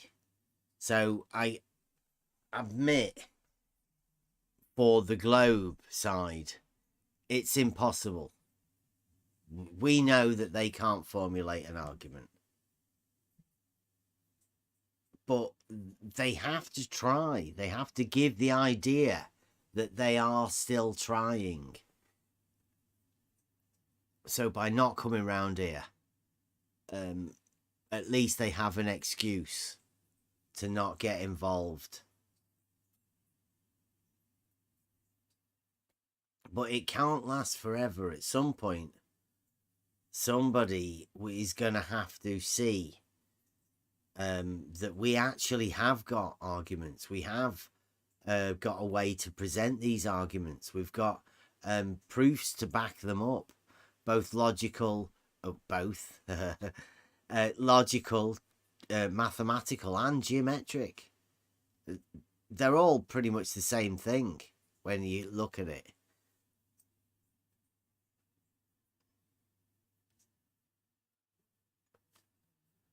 So I think we've got far enough into the year, SE, and no proofs have been forthcoming.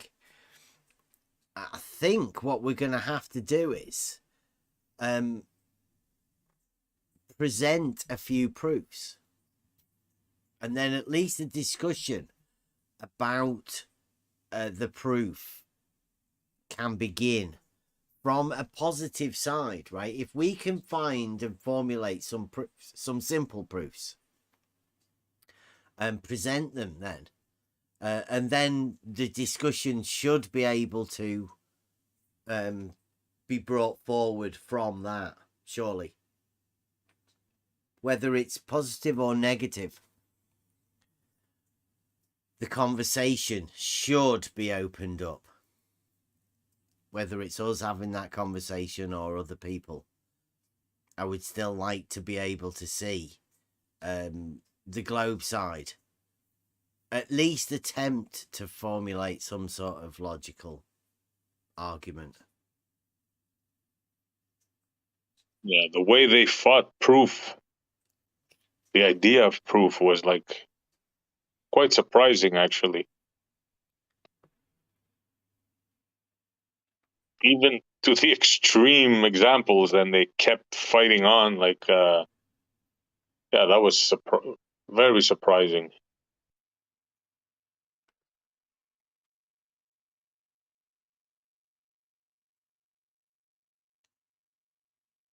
There's no proof to them.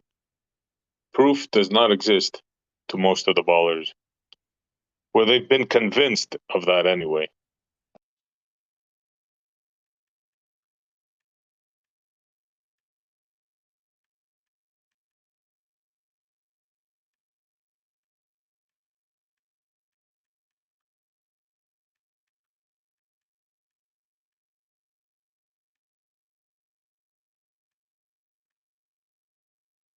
think there's only one way that you can get past these geometric principles and all of that is to actually realize Euclid. That's the only way around it. But unfortunately, realizing Euclid will end the horizontal paradox.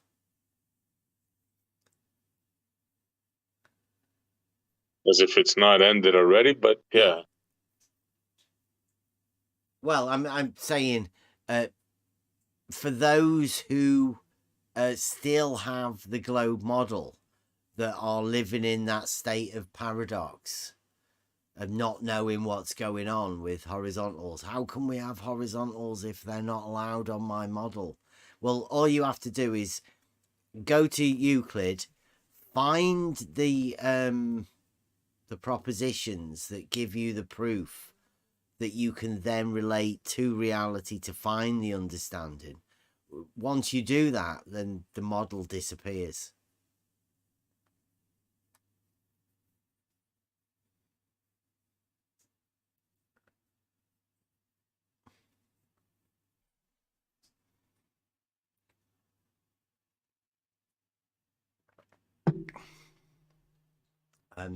Who said that? Them and us. I'm pretty sure SpaceX don't do all of that stuff to convince me it's a globe. They're wasting the time because I don't watch any of that stuff. Just literally, I'm not interested in it. It's like F1 or the World Cup.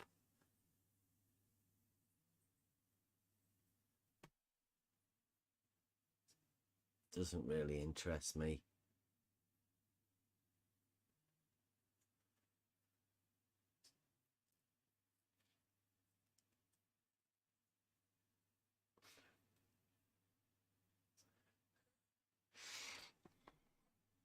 Right. I think we'll cut it short tonight. Anybody got any final words? I don't know what we should do with Buster. Oh, we started with the wisdom live, so I think we'll end up with the wisdom. Oh no, agents. We should have agents, shouldn't we? Started off with wisdom live, end up with an agents.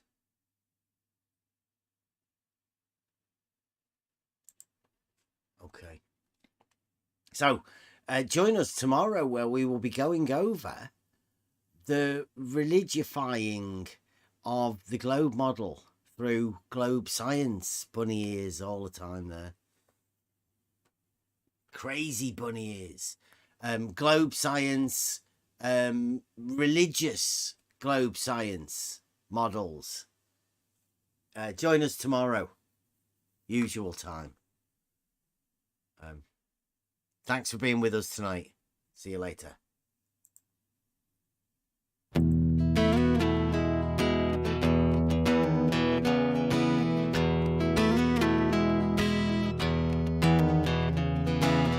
It's the echo in your brain. You know you can't sustain the misconceptions in your mind.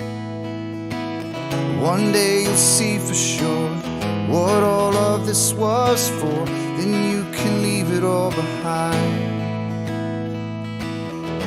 The journey begins.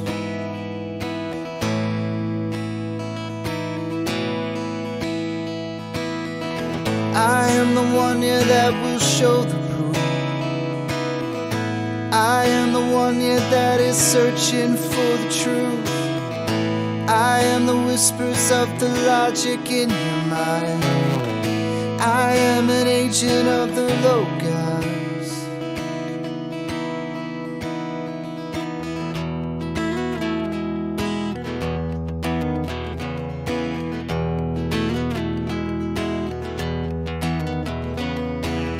In the beginning was found this thing that cannot speak.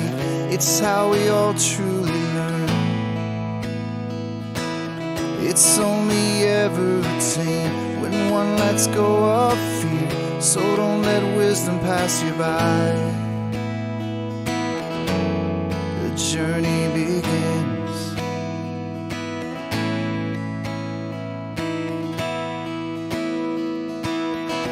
I am the one here that will show the proof. I am the one here that is searching for the truth. I am the whispers of the logic in your mind. I am an agent of the Logos.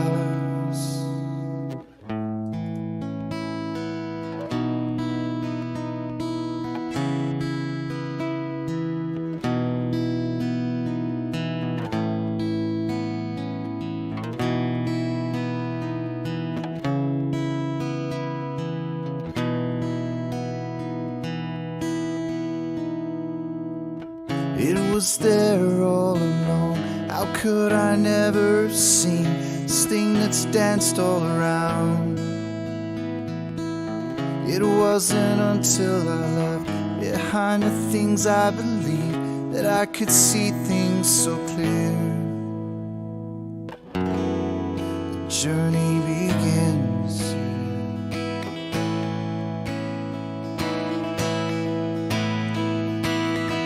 Become the one here that will show the proof. Become the one here that is searching for the truth. Become the whispers of the logic in their mind. Become an agent of the Logos. Become an agent of the Logos. We are the agents of the Logos.